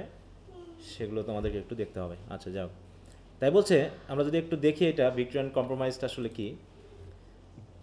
দেখো, the Victorian compromise in English literature refers to the eras inherent contradiction where rapid industrial progress and societal advancements existed alongside widespread poverty, social inequality and strict moral codes, তাই তো, moral codes. This duality is reflected in the literature of the time, with authors often grappling with these conflicting realities. তাহলে এটা হচ্ছে কি যে মোটামুটি compromise বলতে আমরা কি বুঝি বলো তো, যে দুটা এক্সট্রিম পর্যায় থেকে, হ্যাঁ, একদল হচ্ছে একদম ধর্মবিরোধী এক্সট্রিম, আর একজন হচ্ছে ধর্মের পক্ষে এক্সট্রিম, সমঝোতা। হ্যাঁ, এই জায়গাটা থেকে আমরা করব কি একটা অবস্থানে চলে আসবো। দেখো যে বলছে ভিক্টোরিয়ান এরা ওয়াজ characterized by a strong emphasis on morality, respectability and family values. However, this facet of propriety often masks social inequalities and exploitation and hypocrisy. এইগুলো তার মানে এখানে বলছে দেখো, Victorian compromise in literature reflects the complex and often contradictory nature of Victorian এরা, contradictory ব্যাপারগুলো, where progress and prosperity coexist with inequality and social problem. তো একদিকে উন্নতিও হচ্ছে, আর একদিকে ইনইকুয়ালিটিও বিরাজ করছে, প্রবলেমও আছে, প্রসপারিটিও হচ্ছে, প্রবলেমও হচ্ছে, প্রোগ্রেসও হচ্ছে, অসমতাও বিরাজ করছে। এই যে দুটো জায়গাটা, এই where authors grappled with the challenge of reconciling this opposing forces, তাদের কাজ কি রিকনসাইল করা, এই দুইটা এক্সট্রিম পর্যায়কে নিয়ে এসে একটা মিডিল পর্যায়ে নিয়ে এসে দেখানো। ঠিক আছে তো, যে মোটামুটি যাতে সমস্যাগুলো, প্রবলেমগুলো আমরা দূরীভূত করতে পারি। কথা বুঝতে পেরেছ? এই থিমটা, যে এক্সট্রিম দুটা পর্যায়কে একটা সমঝোতা ভিত্তিক সমাজে রূপান্তরিত করার চেষ্টা করা, যে ধর্মীয় বিশ্বাস এবং সায়েন্টিফিকের মধ্যে যে কনফ্লিক্ট, এই কনফ্লিক্টটাকে ওইভাবে না দেখিয়ে দেখানো উচিত যে সায়েন্স আসলে রিলিজিয়ানকেই সাপোর্ট করে। এরকম বই আছে না অনেক ক্ষেত্রে, যে সায়েন্স, তারপর হচ্ছে বিজ্ঞান, ধর্ম, এরকম আছে না। তারপর হচ্ছে বিভিন্ন ধর্মের সাথেও কম্প্যারিজন করা হয়েছে, হ্যাঁ, দেখানো হয়েছে, মানে একটা মানে কি কম্প্রোমাইজ করার চেষ্টা করা হয়েছে, যে ধর্মকে মানে বিজ্ঞানকে আসলে ধর্মের বিরুদ্ধে ধরার প্রয়োজন নেই বা মনে করার দরকারও নেই। দেখো এই যে বলছে কি, Victorian novelist often explored this contradictions in their works, portraying the lives of both the wealthy and impoverished and examine the social issues of the time. যেমন আমরা যদি সাইলাস মার্নার ভাবি, এখানে কি ভিক্টোরিয়ান কম্প্রোমাইজের কথা আছে না সাইলাস মার্নারে? বলো, এখানে কি গরিব এবং ধনীর মধ্যে কি একটা পর্যায়ে গিয়ে কি হচ্ছে, সাইলাস মার্নারের সাথে ওই গ্রামের যে ধনী পরিবার, তাই না, গডফ্রে পরিবার, তাদের কি একটা সমঝোতা আসলো না, একটা লিঙ্ক হয়ে গেল না ওই জায়গায়? সাইলাস খুবই লো সোসাইটির একজন মানুষ, সে একজন জাস্ট ওয়েভার, আর গডফ্রে তো একটা ওই গ্রামের বলা যায় যে মাথা, সেই পরিবার থেকে আসা। তারপরও কি করা হয়েছে, ওখানে একটা সমঝোতা দেখানো হয়েছে। এখানে সমঝোতার জন্য ইয়া হিসাবে কে কাজ করেছে বলো তো? Alfred Lord Tennyson?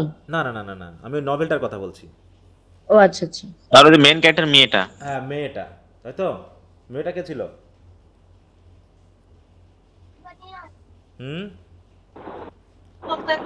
এপি, হ্যাঁ এপি এখানে মধ্যস্থতাকারী হিসাবে কাজ করেছে।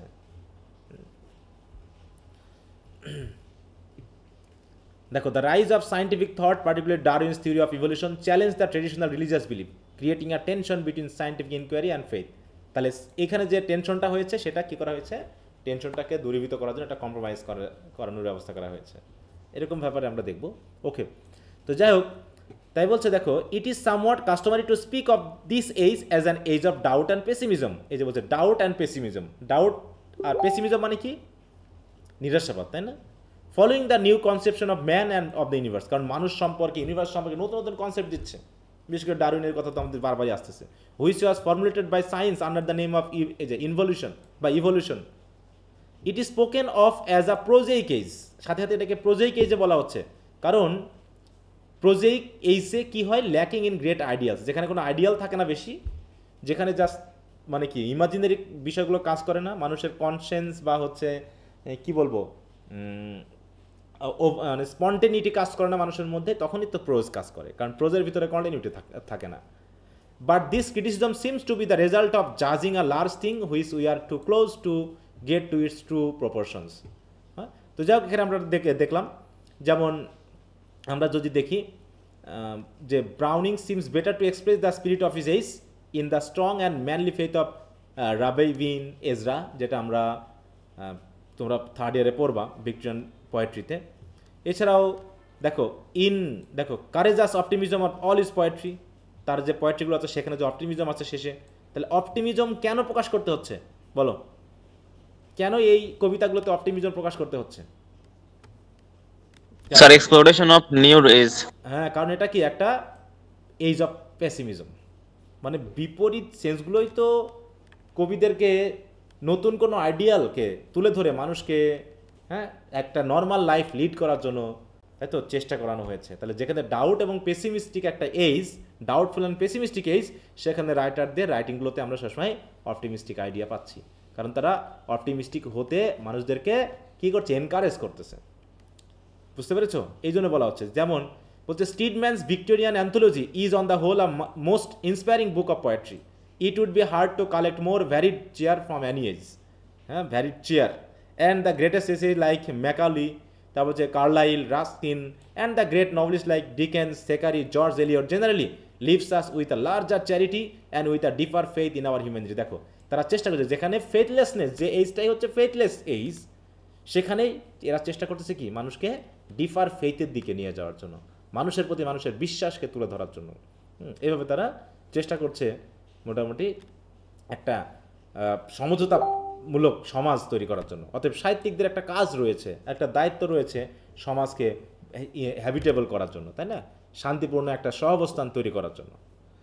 তো যাই হোক, তাই বলছি দেখো, so also the judgment that this age is too practical for great ideals may be only a description of the husk that hides a very full ear of corn. তার মানে এখানে দেখো একটা বড় কথা বলা হলো যে পুরো এজটাকে যদি আমরা একটু জাজ করতে যাই, this age is too practical for great ideals.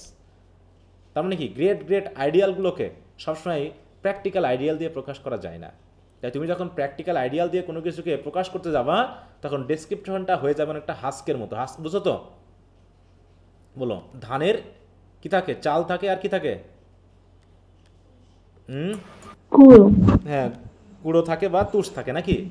তা ওই এই যে আমরা আসলে ওই আইডিয়ালগুলোকে হাস্কের মতো পেয়েছি। বলছে মে be only a description of the husk that hides a very full ear of corn, যেখানে মূল যে কর্নটা, যে ফসলটা, সেটা হয়তো লুকিয়েই থাকে।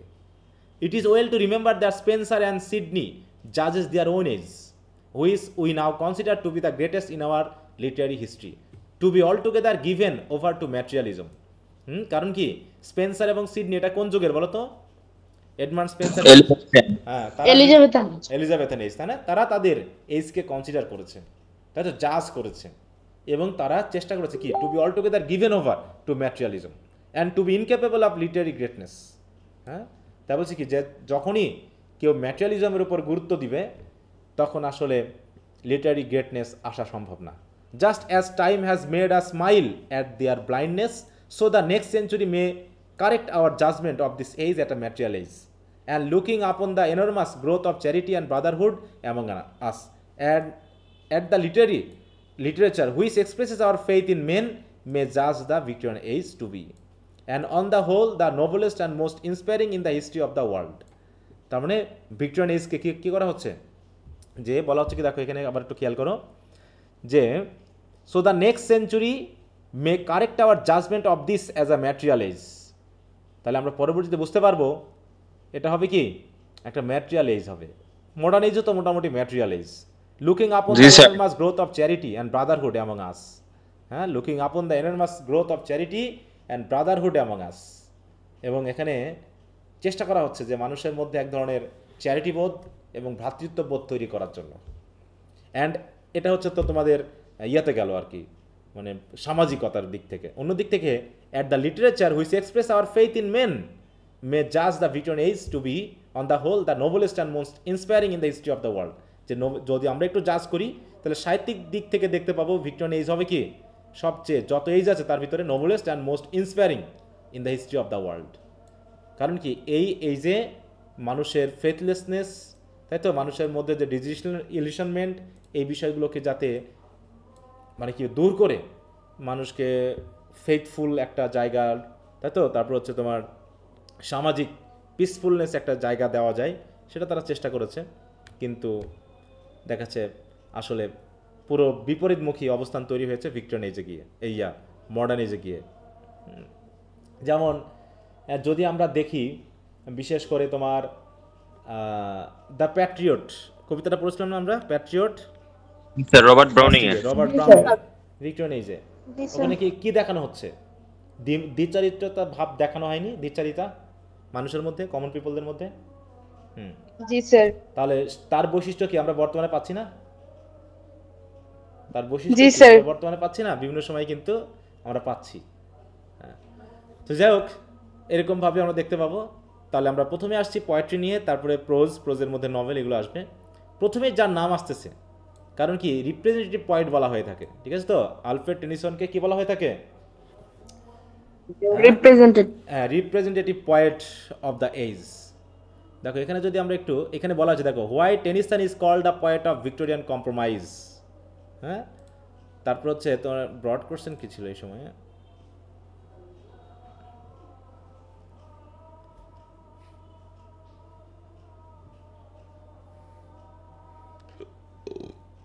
এই যে কনসিডার টেনিসন, হ্যাঁ, what spirit of age do you notice in the age works of Tennyson? Consider Tennyson as a representative poet of Victorian age. তারপরে ফিচারগুলো আছে সায়েন্স আর রিলিজিয়নের, এই ব্যাপারগুলো এসেছে। হ্যাঁ, তারপরে নভেলের দিক থেকে গেলে এবার কি আসছে তোমাদের বলো তো, একটু দেখো তো, পোয়েট্রি থেকে কোশ্চেন আসছে না নভেল থেকে আসছে? এবার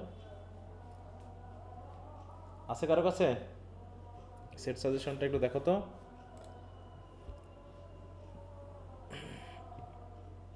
একটু দেখে জানাও। দেখো প্রথমে হচ্ছে আলফ্রেড টেনিসন, তার সম্পর্কে আমরা একটু জানবো।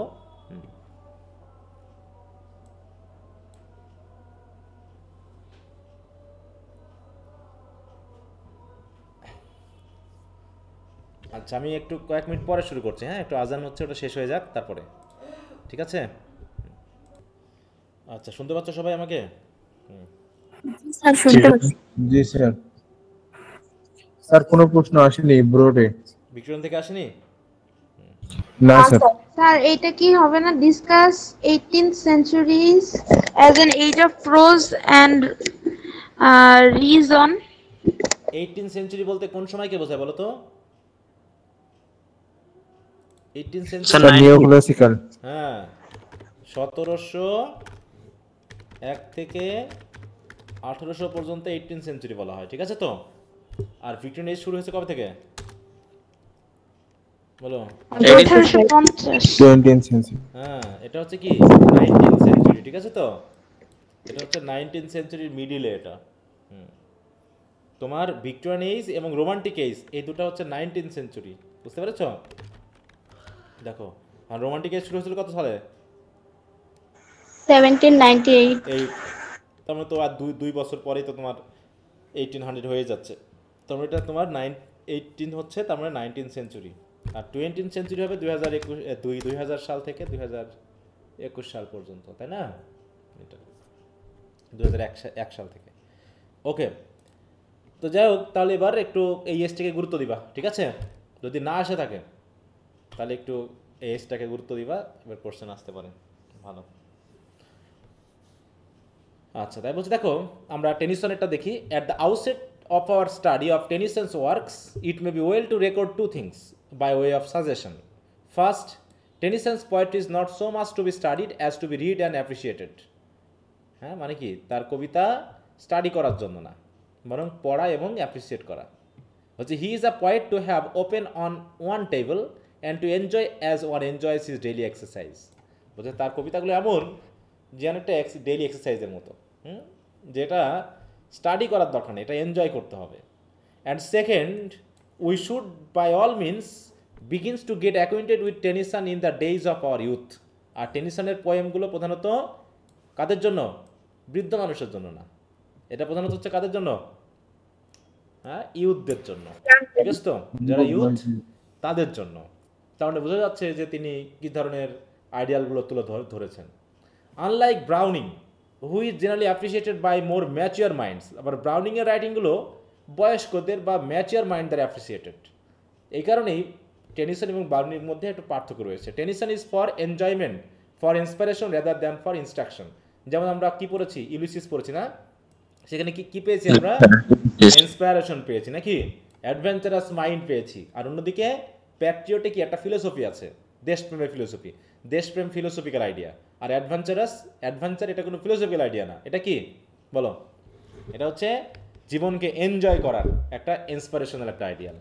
তা দ্বিমুখী আর কি। বলছে only youth can fully appreciate him, and youth unfortunately accept in a few rare beautiful cases is something which does not dwell with us long after our school days. হ্যাঁ, যে স্কুল ডেজে মানে ইউথের সবচেয়ে আনফর্চুনেট ব্যাপার হলো youth বেশি দিন থাকে না, নাকি? ইউথ কি বেশি দিন থাকে আমাদের? হ্যাঁ, যে ইউথ খুবই রেয়ার একটা কেসেস, এটা আসলে বেশি দিন ডুয়েল করে, which does not dwell with us long after our school days. School ডেজও শেষ, আমাদের ইউথও শেষ। বুঝতে পেরেছো? The secret of poetry, specially of Tennyson's poetry, is to be eventually, দেখো, young and like Adam in paradise, to find every morning a new world, fresh, wonderful, inspiring. মানে টেনিসনের কবিতা পড়া মানে কি? নতুন নতুন ওয়ার্ল্ড খুঁজে পাওয়া, fresh and wonderful, inspiring world খুঁজে পাওয়া। ঠিক অনেকটা as if just from the hands of God, গডের হাত থেকে নতুন নতুন পৃথিবী যেন সৃষ্টি হচ্ছে, অ্যাডাম আর ইভ প্রতিদিন সকালে সকালে উঠে উঠে দেখতেছে। তো এরকম দেখো কিসের সাথে তুলনা করা হয়েছে। তার মানে তার কবিতাগুলো এরকম নতুন ধারণা দিবে, নতুন আইডিয়াল দিবে, যেগুলো তোমরা হয়তো থার্ড ইয়ারে পড়বা। ভিক্টোরিয়ান পোয়েট্রিতে প্রথম কবি হচ্ছেন টেনিসন। তো যাক, ওগুলো আমাদের আর দেখার দরকার নেই, তার সম্পর্কে আমরা পড়ব। তবে তার রাইটিংগুলো আমরা একটু দেখি।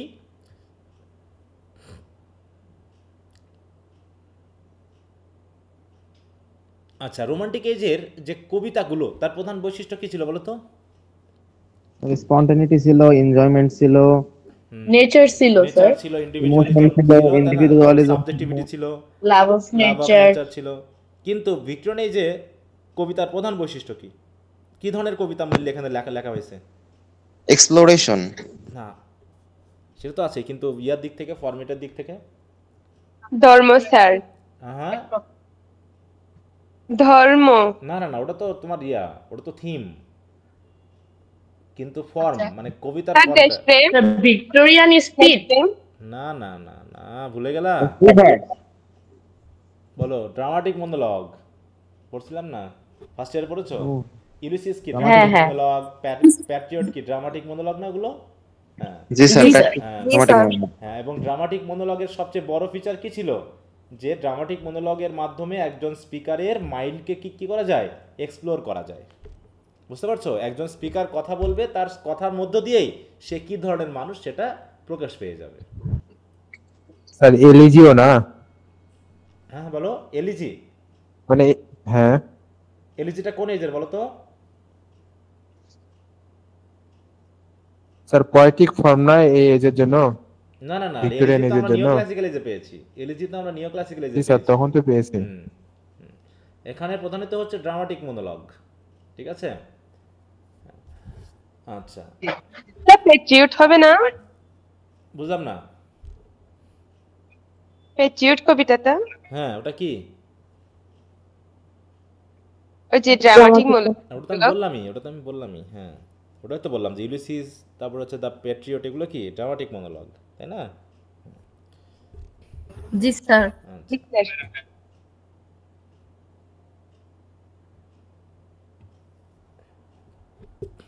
ফার্স্ট ইয়ারে দুইটা ছিল, একটা হচ্ছে ড্রামাটিক মনোলগ আর একটা হচ্ছে ড্রামাটিক ডায়ালগ, যেখানে যে হাজবেন্ড আর ওয়াইফের বিয়ে ভেঙে যায়। ওটা তো মডার্ন এজের, ঠিক আছে তো? ওটা হচ্ছে মডার্ন এজের কবিতা। ওই যে দেখো ওখানে কি কি হচ্ছে, স্বামী স্ত্রীর বিশ্বাস হারানো, তাই তো?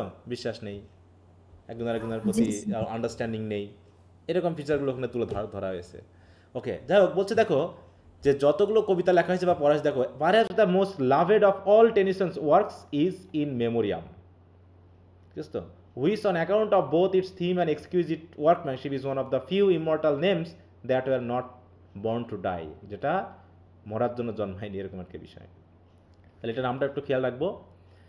এখানে মেনলি কি প্রকাশ করা হয়েছে দেখো, যে gradually the poem became an expression first of all universal doubt and then of universal faith. দেখো এখানেও ওই ডাউট এবং ফেথকে পাশাপাশি রেখেই কিন্তু ওই যে ভিক্টোরিয়ান কম্প্রোমাইজের ব্যাপারটা এসেছে। এই কারণে বলা হচ্ছে, আ faith which rest ultimately not on reason or philosophy but on the soul's for instinct immortality.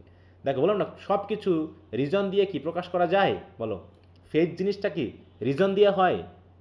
যেখানে ফেথ আছে সেখানে কি রিজনের দরকার আছে? হ্যাঁ না।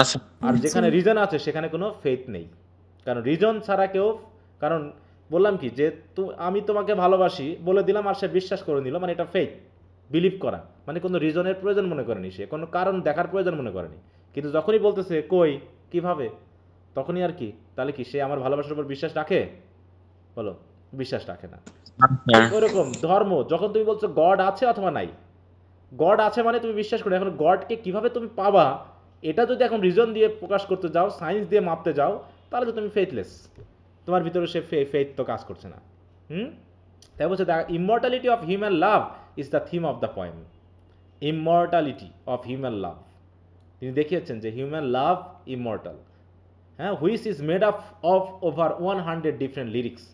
হ্যাঁ, যেখানে কি করা হয়েছে যে এই কবিতাতে ওইরকম 100 ডিফারেন্ট লিরিক্সের মাধ্যমে এটাকে মেনলি তুলে ধরা হয়েছে। ওকে, দেখো আরও যদি আমরা একটু আগিয়ে যাই, এখানে কি বলছে, এই জায়গায় যদি আমরা বলি, আচ্ছা এটা একটু পরিপূরটা, the movement takes us through 3 years rising slowly from point sorrow and doubt, প্রথমে ডাউট এবং সরো দিয়ে শুরু, পরবর্তীতে টু কাম অ্যান্ড পিস, দেখো to come peace and hope, and ending with a noble hymn of courage and faith, a modest courage and a human faith, love inspired, which will be a favourite as long as a sad end men to turn literature for cons. দেখো তারপর লিটারেচারকে consolation হিসেবে automatic নিয়ে নিবে, যদি এই কবিতাটা কেউ পড়ে তাহলে অটোমেটিক কি হবে, প্রথমে সে ফেথলেস, তাই তো হোপলেস একটা সেন্স দিয়ে শুরু করেছিল, আস্তে আস্তে আস্তে আস্তে এটা হয়ে গেল কি a modest courage, humble faith and love inspired, which will be a favourite as long as a saddened man turn to literature for consolation. অতএব এই কবিতার মাধ্যমে বোঝা যাচ্ছে যে একজন স্যাডেন্ড ম্যান কিভাবে কনসোলেশন পেতে পারে, হ্যাঁ, তার সাহিত্যকর্মের মধ্য দিয়ে। ওকে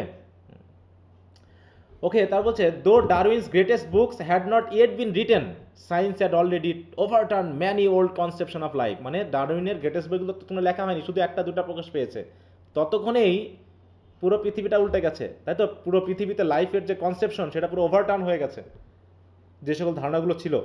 Tennyson, who lived apart and thought deeply on all the problems of his day, gave this poem to the world as his own answer to the doubts and question of man.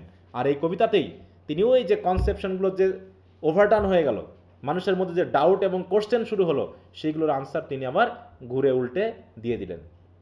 This তাহলে কি হলো, মানুষ প্রথমে faithful ছিল, believe ছিল ধর্মের প্রতি, সেটা হঠাৎ করে চেঞ্জ হয়ে গেল। আর টেনিসন এখানে কি কিসের কাজ করলো, সে বিশ্বাসটাকে কি করলো, পুনরায় প্রতিস্থাপন করার চেষ্টা করলো, হ্যাঁ রিভাইভ করার চেষ্টা করলো এইভাবে। তাই বলছে this universal human interest together with his exclusive form and melody makes the poem in popular favour at least the supreme, দেখো threnody and or elegiac poem of our literature. Though Milton's Lycidas from the critical view point undoubtedly a mere artistic work. তার মিল্টনের যে লাইসিডাস এটা হচ্ছে একটা artistic work, কিন্তু এই in মেমোরিয়াম একটা elegy হিসাবে কি করেছে, মানুষের সেই ফেথলেসকে পুনরায় ফেথলেসনেসকে পুনরায় তিনি ফেথফুলনেসে রূপান্তর করার চেষ্টা করিয়েছেন। তার মানে কি একটা কম্প্রোমাইজ তিনি দেখিয়েছেন। তাহলে শুরু করেছেন কি দিয়ে কবিতাটা, এখানে বলা হচ্ছে কি দিয়ে, বলো ইউনিভার্সাল ডাউট দিয়ে নাকি, তারপরে সেটাকে নিয়ে গেলেন কোথায়, ইউনিভার্সাল ফেইথে। তার মানে কি তিনি বুঝতে পারতেছেন যে ডাউটটাকে আস্তে আস্তে আস্তে ক্লিয়ার করে কিভাবে আবার ফেইথকে রিজেনারেট করা যায় মানুষের মধ্যে, বিশেষ করে কিসের, ইমর্টালিটি অফ হিউম্যান লাভের ফেইথ, যে মানুষের মধ্যে মানুষের সম্পর্ক ভালোবাসা এটা ইউনিভার্সাল, এটা কখনোই ধ্বংস করা উচিত না। আচ্ছা কি সবাই বুঝতে পেরেছ? জি স্যার। আচ্ছা সরি আমি একটা মেসেজ দিয়ে নিই। হ্যাঁ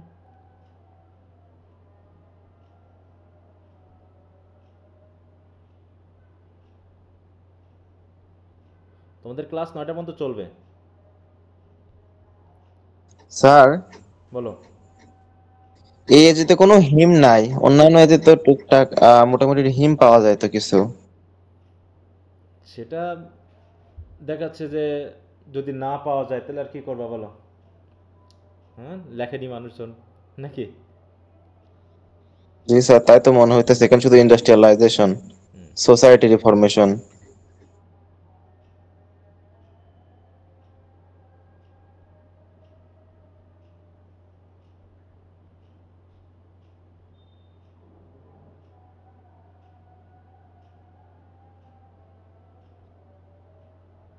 সরি একটু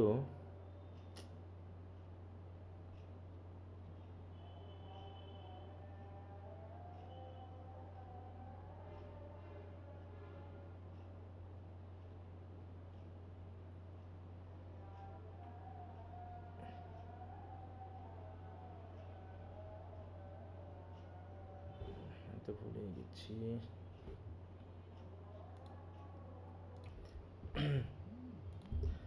ওকে, তাহলে এটা গেল। আমরা পাইলাম কি নাম? ইন মেমোরিয়াম, তাই তো? এটা আমরা একটু খেয়াল রাখবো। এবার বলছে entirely different in spirit is another collection of poems called English Idylls which began in the poems of 1842 and which tension intended should reflect the ideals of widely different types of English life. এখানে আবার একটু ভিন্ন টাইপের বিষয় লাইফটা তুলে ধরা হয়েছে। অফ দিস ভ্যারিড পোয়েমস ডোরা, দ্য গার্ডেনার ডটার, ইউলিসিস, লক্সলি হল, হ্যাঁ এখানে দেখো নাম এসেছে কি ইউলিসিস, তারপর হচ্ছে লক্সলি হল তোমরা পড়বা হচ্ছে থার্ড ইয়ারে, স্যার গালাহার্ড আর the best and all are worthy of study, সবগুলোই কি পড়ার মতো আর কি। এখানে কি কি বিষয় বলা হয়েছে সেটা যদি আমরা একটু দেখি, দেখো এখানে যেটা বলা হয়েছে এগুলো, এখানে যে কবিতাগুলো আছে তার ভিতরে যে বিষয়গুলো তুলে ধরা হয়েছে সেগুলো হলো দেখো, Tennyson turns from medieval knights, from lords, heroes and fair ladies, যেটা আগে ছিল না, সেখানে মেনলি নাইট ছিল, হিরো ছিল, লেডি ছিল, এগুলো সেগুলো তিনি এখানে আনেননি। কি এনেছেন? To find the material for true poetry among the lowly people that make up the bulk of English life. তার মানে তিনি লোলি পিপল মানে কোন পিপলদেরকে বোঝানো হচ্ছে বলো তো? Sir working class. হ্যাঁ, কমন পিপলদের নিয়ে। তার মানে তিনি সাহিত্য কর্মের যে একটা বিশেষ ধারণা আছে যে এইভাবে করতে হবে, হ্যাঁ সেখানে হিরো থাকবে, হিরোইন থাকবে, যুদ্ধ থাকবে ইত্যাদি, যেটা এডমান্ড স্পেন্সারে আমরা পেয়েছিলাম, যদিও ওটা অ্যালেগরিক্যাল। তো এখানে তিনি কি করেছেন? Its rare melody, its sympathy for common life and its revolution of the beauty and heroism which hides in humble men. তিনি দেখিয়েছেন যে হাম্বল মেন বা উইমেনদের মধ্যেও যে হিরোইজম বা বিউটি থাকে, হ্যাঁ এটা দেখো অনেকটা সেই এলিজিকে মনে করে দিচ্ছে নাকি। Made this work an instant favourite, just by its sales alert it was the most popular of his works during the poet's lifetime. মানে বিক্রির দিক থেকে এটা সবচেয়ে পপুলার ছিল তার লাইফ টাইমেই। এছাড়াও Tennyson's later volumes like the ballads and Demeter should not be overlooked, এগুলো ওভারলুক করার কিছু নাই, since they contain some of his best work. মানে এগুলো হচ্ছে কি সব কালেকশন কিন্তু, ঠিক আছে তো, আলাদা আলাদা কবিতার নাম না, এটা হচ্ছে কি কালেকশন অফ পোয়েমস। হ্যাঁ সেখানে যেমন এই যে আমরা এখানে দেখলাম ইউলিসিস, লক্সলি হল, হ্যাঁ তার যে গার্ডেনার্স ডটার, এটা কোথায় পেলাম আমরা? পোয়েমস নামে, তাই তো? দেখো সরি ইংলিশ ইডিলস নামে। ডোরা তাহলে একটা কবিতার নাম, তাই তো? ডোরা কিসের নাম? এটা একটা পোয়েমের নাম, কবিতার নাম। হ্যাঁ কার লেখা? স্যার হ্যাঁ স্যার এখানে ওই ইডলস অফ দ্য কিং এই প্যারাটা মনে হয় বাদ গেছে। না, ইডিলস অফ দ্য কিং, তাই তো? হ্যাঁ স্যার এখানে এটা নিয়ে পুরো একটা প্যারা লেখা আছে। না ওটা একটু খেয়াল করো। Tennyson made a distinction in spelling between the Idylls of the King and the English Idylls. এই ইডিলস অফ দ্য কিং এটা কার লেখা? ওটা কি বলো এটা কার লেখা? এখানে কোথায় বাদ গেছে? উপরে স্যার টেনিসন। কোথায় বাদ গেছে বলছো? স্যার এইটা প্যারাটা না এখানে নাই মনে হয়। স্যার এটা এখানে নাই, আপনার পিডিএফ এ স্যার নাই। হয়তো বা এখানে বাদ গেছে হয়তো, হ্যাঁ তো যাও। তো এখানে দেখিয়েছেন দেখো ইডিলস অফ দ্য কিং আর একটা ইংলিশ ইডিলস, দুটা কি এক জিনিস না আলাদা? আলাদা। মূল কথা হলো এই শব্দটার মানেটা কি? ইডিলস এর শব্দটার মানেটা কি?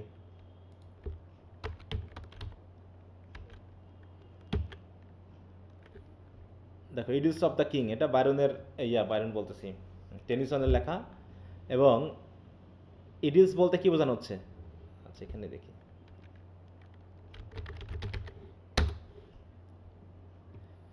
দেখো এখানে কি অর্থ বোঝাচ্ছে, ঠিক একটা রোমান্টিক আইডিয়ালের মতো, হ্যাঁ, an extreme happy peaceful and picturesque period or situation typically an idealize and unsustainable one. Idealize মানে আনসাস্টেনেবল, যেটা বেশি দিন থাকবে না, যেখানে পাস্টোরাল সেন্স থাকবে, বিশেষ করে লিরিক পয়েমগুলো যেমন ওইরকম একটা সেন্স থাকবে, ঠিক আছে তো। দেখো ইডিল বলতে মোটামুটি আর short poem celebrating rural and country lifestyle, যেটা ওই যে বললাম যে তোমার লিরিক পয়েমের মতো, and describing the landscape of the countryside. এই আচ্ছা স্যার, হ্যাঁ বলো। Arms in the man sir lord ব্যারনের পোয়েম এর কথা বলা হয়। রায়না নাকি হচ্ছে লর্ড ব্যারনের পোয়েম পড়ে, তো ওখানে আসলে লর্ড ব্যারনের পোয়েমদের কোন রেফারেন্সটা আসলে বোঝাতে চাইছে, ওই রেফারেন্সটা ইউজ করে? বায়োনিক হিরো ব্যাপারটা বোঝা যাচ্ছে, ওই সেন্সকে বোঝাতে চাওয়ানো হয়েছে, মানে যেটা ক্যাপ্টেন ব্লান্সলি। হ্যাঁ হ্যাঁ, ক্যাপ্টেন ব্লান্সলির এবং রায়নার ভিতরে যে মনোভাবটা, ওটা হচ্ছে রোমান্টিক আইডিয়ালকে তুলে ধরার জন্য ব্যবহার করা হয়েছে, ঠিক আছে তো। তাদের ভিতরে লাভ, তাই তো, নিয়ে যে একটা বোধ, ঠিক আছে না, হায়ার লাভ, হিরোইজম, এইগুলোকে বোঝাতে মেনলি ওই এটা নিয়ে আসা হয়েছে। মানে ও যখন হচ্ছে ফার্স্টে সার্জিসের সাথে মিট করে, তারপরে ও হচ্ছে ব্যারনের পোয়েম পড়তো, তো ব্যারনিজম পোয়েম পড়তে পড়তে ওর মধ্যে একটা নতুন একটা ধারণা তৈরি হয়েছিল, যেটাকে আইডিয়ালিক লাভ বলতো বা হায়ার লাভ বলতো। দেন ব্লান্সলি আসার কোনো রকম হয়ে যায়, মানে রোমান্টিক বিষয়টা আসলে এটা প্রথম যে অবস্থায় তৈরি হয়, কারণ বাইরন তো আসলে কোনোভাবে ওই রকম লেখে না। ওর রাইটিং এ যে ক্যারেক্টার গুলো হয়, বিশেষ করে হিরো, সেগুলা রিয়েল লাইফ একটু কারাপ্টেড হয়। যেরকম হচ্ছে ডন ওয়ানে ওর সাথে ওর বাবার মিল ছিল। হ্যাঁ, ডন জোয়ানে কি দেখানো হয়েছে, ওটা কি বাস্তববাদী ছিল? জি স্যার, বাস্তববাদী ছিল যে একটা হিরোর মধ্যে সবকিছু ভালো থাকবে না। না ওইটাতে না তো, বাস্তববাদী ছিল তাহলে তো হলোই না। হ্যাঁ, তাদের যে সম্পর্কটা ছিল সেটা কি দেখানো হলো বলো? যদি বাস্তববাদী তাহলে হতো, ওই সম্পর্কটা তৈরি হতো? না স্যার, সম্পর্কটা তৈরি হতো বলো? ডন জোয়ান, তাই তো, তার থেকে কত বছর বয়সে বেশি হবে, তারপরেও 50-50 নাকি? এরকমই স্যার। হ্যাঁ, তাহলে ওখানে যে ওদের ভিতরে যে সম্পর্কটা হলো, সেই সম্পর্কটা ছিল রোমান্টিক, এই জন্য তো ওটার কোনো বাস্তবায়ন ছিল না, ওটা তো শেষ পর্যন্ত ভেঙে গেল কিনা বলো? জি স্যার। হ্যাঁ ওইটাই, ওখানে তো ওদের ভালোবাসা যদি বাস্তবায়ন হতো তাহলে তো বিয়েটাই হয়ে যেত। হ্যাঁ, এবং ওটা যে বাস্তবমুখী ছিল না, সেইটার জন্য তো এদিকেও তোমার রায়না আর সার্জিয়াসেরও তো কি টিকলো শেষ পর্যন্ত, ওই হায়ার লাভ টিকলো? না স্যার, ওখানেও তো দেখানো হলো যে ডন জোয়ান, ঠিক আছে তো, কিভাবে ভালোবাসছিল, কিভাবে মোহিত হচ্ছিল, হ্যাঁ, কিভাবে সে হিরোইজম দেখালো, হ্যাঁ, যে তোমার শেষ পর্যন্ত পরাজিত তো হলোই, পরাজিত করে চলে আসলো ইয়াকে, তাই না? তাহলে শেষ পর্যন্ত মিলে যে হিরোইজম দেখানো হয়েছে এখানে, সেই হিরোইজম কি রোমান্টিক হিরোইজম, এর কোনো বাস্তব ভিত্তি আছে বলো? না স্যার, এটা বাস্তবতা নেই বলে যেটা ঘটা সেটা তো ঘটলোই। অ্যান্টি রোমান্টিসিজম কেন বলা হয়েছে? কারণ ওখানে রোমান্টিক আইডিয়াল দিয়ে ওয়ার, লাইফ, ম্যারিজ, লাভগুলোকে দেখানো হচ্ছিল প্রথমে, তারপরে দেখানো হলো কি যেগুলো রোমান্টিক আইডিয়াল দিয়ে চলে না, বুঝতে পেরেছ? আচ্ছা, তো যাই হোক, তারপরে দেখো characteristics of Tennyson's poetry. Tennyson's poetry characteristic কী ছিল? তাহলে প্রথমে আমরা দেখলাম কিছু কিছু রাইটিং, যেগুলো বিশেষ করে তার কি বলবো, যে ওই এইজকে তুলে ধরেছে, কমন পিপল থেকে শুরু করে তাদের বিশ্বাস, হ্যাঁ, তাদের জীবনধারা, তাদের আইডিয়াল, এবং সেটার সাথে বিপরীতমুখী আইডিয়াল, মানে কি বলবো, পজিটিভ আইডিয়াল তিনি তুলে ধরে এটাকে একটা কম্প্রোমাইজ আনা হয়েছে, সেটা এখানে বর্ণনা করা হবে। দেখো বলছে, if we attempt to sum up the quality of Tennyson as shown in all this work, the task is a difficult one, but 3 things stand out more or less plainly. First হচ্ছে কি, Tennyson is essentially the artist, যেটা তোমরা পড়বা, যেমন এখানে যেটা দেখানো হলো লক্সলি হল, তারপরে তোমরা পড়বা হচ্ছে যে টিথোনাস বলে একটা কবিতা পড়বা টেনিসনের, তারপরে হচ্ছে এখানে নামগুলো আনা হয়নি ওই কবিতাগুলোর, তারপর লোটাস ইটাস মনে দেখানো হবে, সেখানে কি বিপরীতমুখী আইডিয়ালকে মেনলি তুলে ধরা হবে। হ্যাঁ, এবং তিনি যে এখানে যে মানে ছবিগুলো অঙ্কন করেছেন, যে পরিবেশগুলোকে বর্ণনা করেছেন, মনে হবে যেন রোমান্টিক পোয়েটরাও অত সুন্দর করে ওই এই নেচারকে মনে হয় তুলে ধরতে পারেনি যতটুকু টেনিসন পেরেছেন, তাই তাকে আর্টিস্ট বলা হচ্ছে।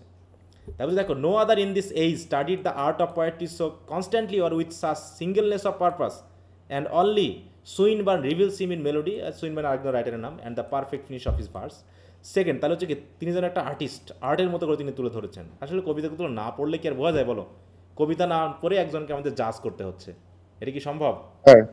সবকিছু থার্ড ইয়ারে আছে, তাহলে সেকেন্ড ইয়ারে কি রয়েছে? ওই জন্য আমার একটা সবসময় মনে হতো যে এইজ ভিত্তিক আমাদের ইয়া করা উচিত, বুঝতে পারছো? যে প্রত্যেকটা ইয়ার হবে, এক একটা এইজ পড়া হবে এবং তার সাথে লিটারেচারগুলো পড়ানো হবে। তাহলে 4টা এইজে যদি আমরা দুটা করে, মানে 4টা বছরে যদি আমরা 2টা করে এইজ করে পড়তাম, তাহলে 8টা এইজ হয়ে যেত, হতো কি না? এবং সেই পড়তাম, সেখানকার পোয়েট্রিগুলো, সেখানকার এপিকগুলো পড়তাম। এরকম করে হলে দেখা যাচ্ছে একবারে এই এইজটাকেও জাজ করা হতো, পয়েন্টগুলো পড়ে কবি কী লিখছেন সেগুলোও আমরা বুঝতে পারতাম। কিন্তু আমরা হিস্ট্রি পড়তে গিয়ে মেনলি ওই সাহিত্যকর্মগুলো না পড়ে আমরা তাকে জাজ করছি, এটা কীভাবে সম্ভব? যেমন আমি যেটা সহজে বুঝতে পারছি, কারণ থার্ড ইয়ারে পড়া থাকে, তোমরা তো সেটা বুঝবা না যেখানে কি বলতে চাওয়া হয়েছে। জাস্ট আমি বলবো, তোমরা একটু মাথা থার্ড ইয়ারে আবার মনে করেন স্যার অর্ধেক অংশটা দেওয়া আছে, হ্যাঁ, আবার ফোর্থ ইয়ারে বাকি অর্ধেক অংশটা দেওয়া আছে। তাই বলছে mainly third year fourth year এই, হ্যাঁ থার্ড ইয়ারে মোটামুটি আগের বিশেষ করে romantic age, Victorian age, neoclassical age, এগুলোকে তুলে দেওয়া আছে। আর ফোর্থ ইয়ার মানে মনে করতে হবে পুরো মডার্ন এজ, ঠিক আছে তো? এরকম আর কি ব্যাপারটা, যে ওদিকে ভিক্টোরিয়ান এজ মডার্ন এজ মিলেই যেন তুমি পাবা। আচ্ছা, second, like all the great writers of his age, he is emphatically a teacher, often a leader. তাকে টিচার এবং লিডার বলা আছে, কারণ কি in the preceding age as the result of the turmoil produced by the French Revolution, the lawlessness was more or less common. Lawlessness ছিল, individuality was the rule in literature, romantic age individuality ছিল। Tennyson's theme so characteristic of his age is the reign of order।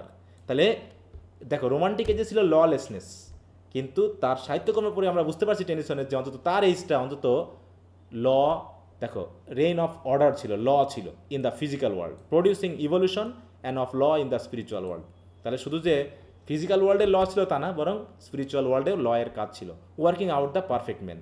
দেখো, In Memoriam, Idylls of the King and the Princess, here are 3 widely different poems, yet the theme of each, so far as poetry is a kind of spiritual philosophy and weighs its words before it utters them, is the orderly development of law in the natural and the spiritual world. এটা দেখানো হচ্ছে। এছাড়া this is certainly a new doctrine in poetry, but the message does not end here. তার মানে কি, তিনি চেষ্টা করেছেন সমাজটাকে একটা নির্দিষ্ট অর্ডারে নিয়ে আসার জন্য সাহিত্যকর্মের মাধ্যম দিয়েও, যেন তার প্রিভিয়াস এজে মানুষ যে ললেসনেসের মধ্যে ছিল, ইনডিসিপ্লিন ছিল, সেখান থেকে আমরা যেন একটু ডিসিপ্লিন ওয়েতে নিয়ে আসি। এছাড়াও তিনি কি দেখিয়েছেন দেখো, বলছে দেখো, all earthly love therefore becomes an image of the heavenly. তিনি এমনভাবে তুলে ধরেছেন যেন আর্থলি লাভগুলো হেভেনলি লাভের মতো, এবং তিনি কিছু রিয়েল ব্যাপারগুলোকে তুলে ধরেছেন, পৃথিবীর মানুষের ভালোবাসাগুলোকে তুলে ধরেছেন, যেটা তোমরা টিথোনাস নামে একটা কবিতা পড়বা, সেখানে তুমি এগুলো বুঝতে পারবা যে ইমর্টালিটি আমাদের জন্য দরকার। মানে মানুষকে তিনি গ্লোরিফাই করেছেন, গডদেরকে না, বা ইমর্টালিটিকে না, হ্যাঁ, এরকম আর কি। আচ্ছা, আমরা তারপরে একটু এগিয়ে যাই। আচ্ছা, 3টা জিনিসের মধ্যে আমরা তো 2টা জিনিস পেলাম, আর একটা কোথায় হারালাম? এখানে পেলাম না 2টা। সেকেন্ড হচ্ছে তিনি ছিলেন ইম্পেলিক্যাল টিচার আর লিডার, কারণ এখানে 3 থিংস বলা হয়েছে, তাই না? 3 things stand out more or less important. আমি কি মিস করলাম কোথাও?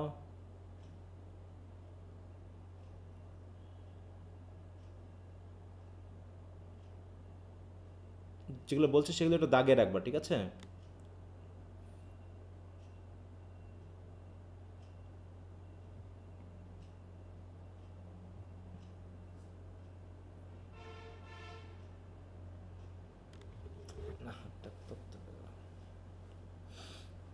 তাহলে তোমাদের বই থেকে বিষয়টা ধরতে পারছো কিনা? পিডিএফে মাঝে মাঝে অনেক কিছু ছুড়ে যায়।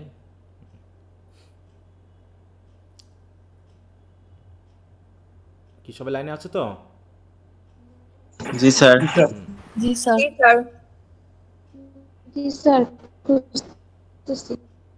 স্যার, আমাদের হচ্ছে যে এলিজাবেথে নিয়ে যাচ্ছে, ওইখানে অনেকগুলো রেফারেন্স আনা হয়েছে, ফ্যারি কুইন, হ্যামলেট, ম্যাকবেথ, মানে রিভেঞ্জ ট্র্যাজেডি, শেক্সপিয়ারের যত কিছু আছে, অথচ রেফারেন্স দেওয়া সত্ত্বেও সেগুলোর কোনো ডেসক্রিপ্ট আইডল নাই।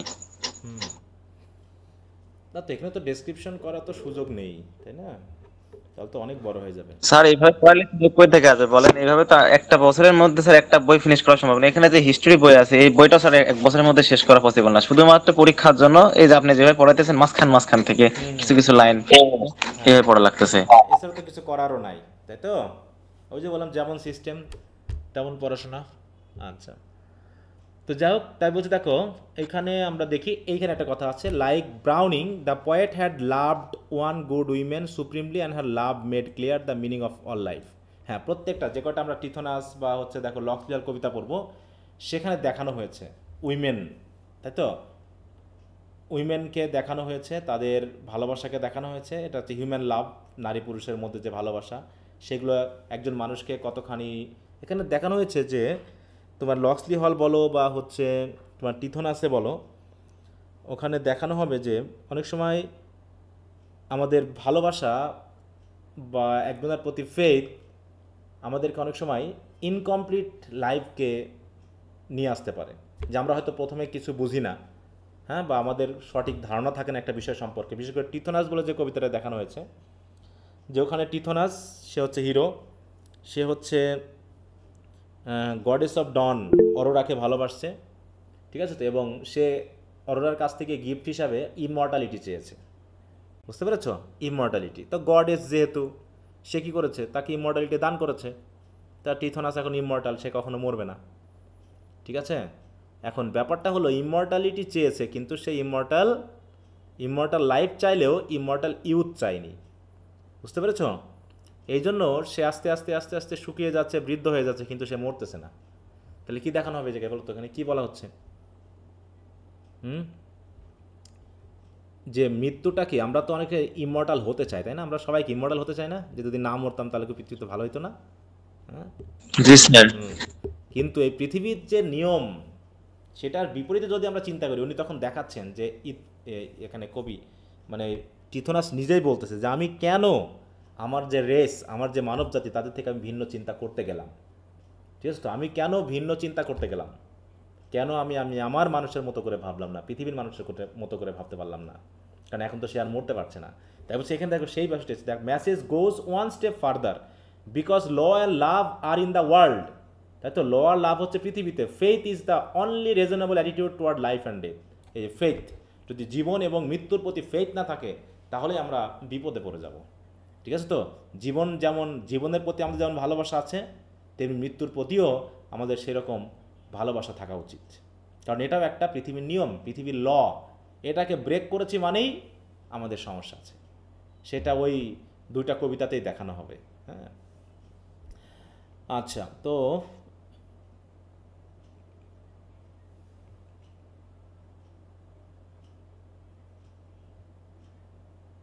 এই যেখানে সেটাই বলা আছে, দেখো in a marvellously complex age, মোটামুটি একটা কমপ্লেক্স একটা এজ, যেটা বললাম, and amid a 100 great man, এখানে তো অনেকগুলো গ্রেট ম্যান আছে, অনেক রাইটার আছে, he was regarded as the leader, ওটা লিডারের কথাটা বলা হচ্ছে।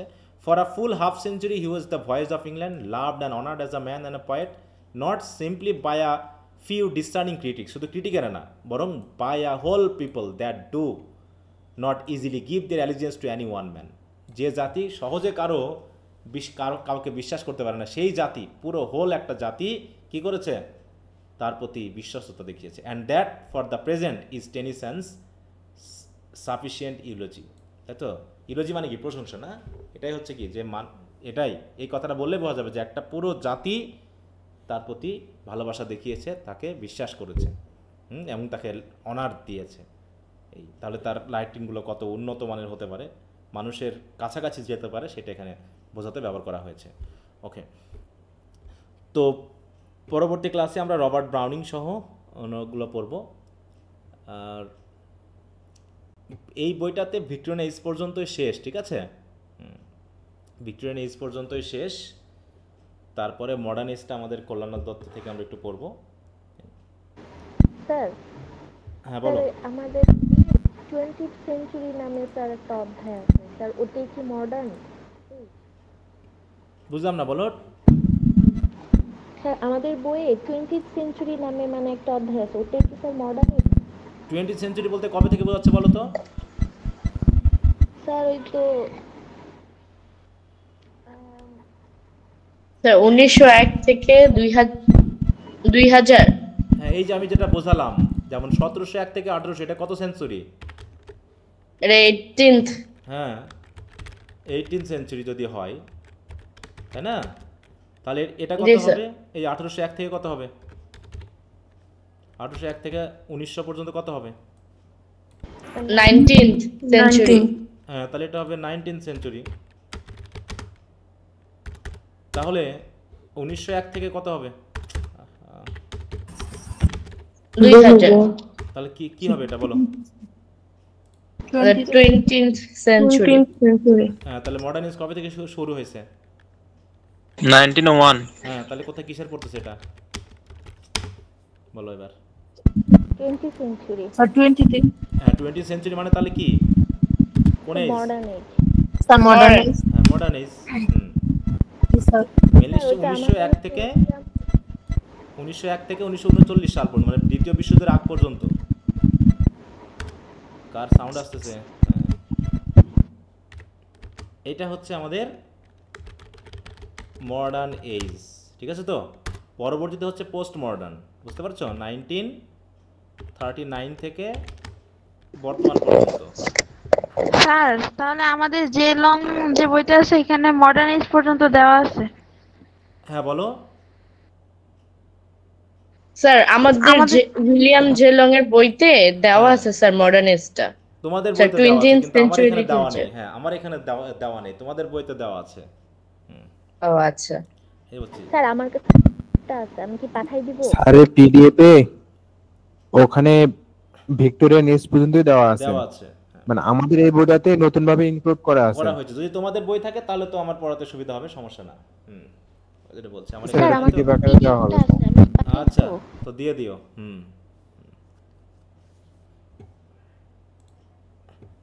আচ্ছা, এই যে দেখো এখানে এই যে 1900 পর্যন্তই দেওয়া আছে, ঠিক আছে এই বইয়ে।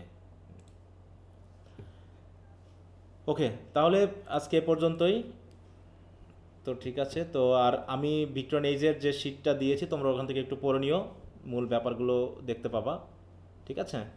হ্যাঁ, আর ক্লাসগুলো একটু রিপিট করবা বারবার, যাতে ওকে কোনো কিছু সমস্যা থাকলে। আর এদিকে আমাদের কি পড়া ছিল জানো? এদিকে রেস্টোরেশন পিরিয়ড, তাই না? আমরা কিন্তু রেস্টোরেশন পিরিয়ডে পড়ে আছি, এটা একটু শেষ করতে হবে দ্রুত।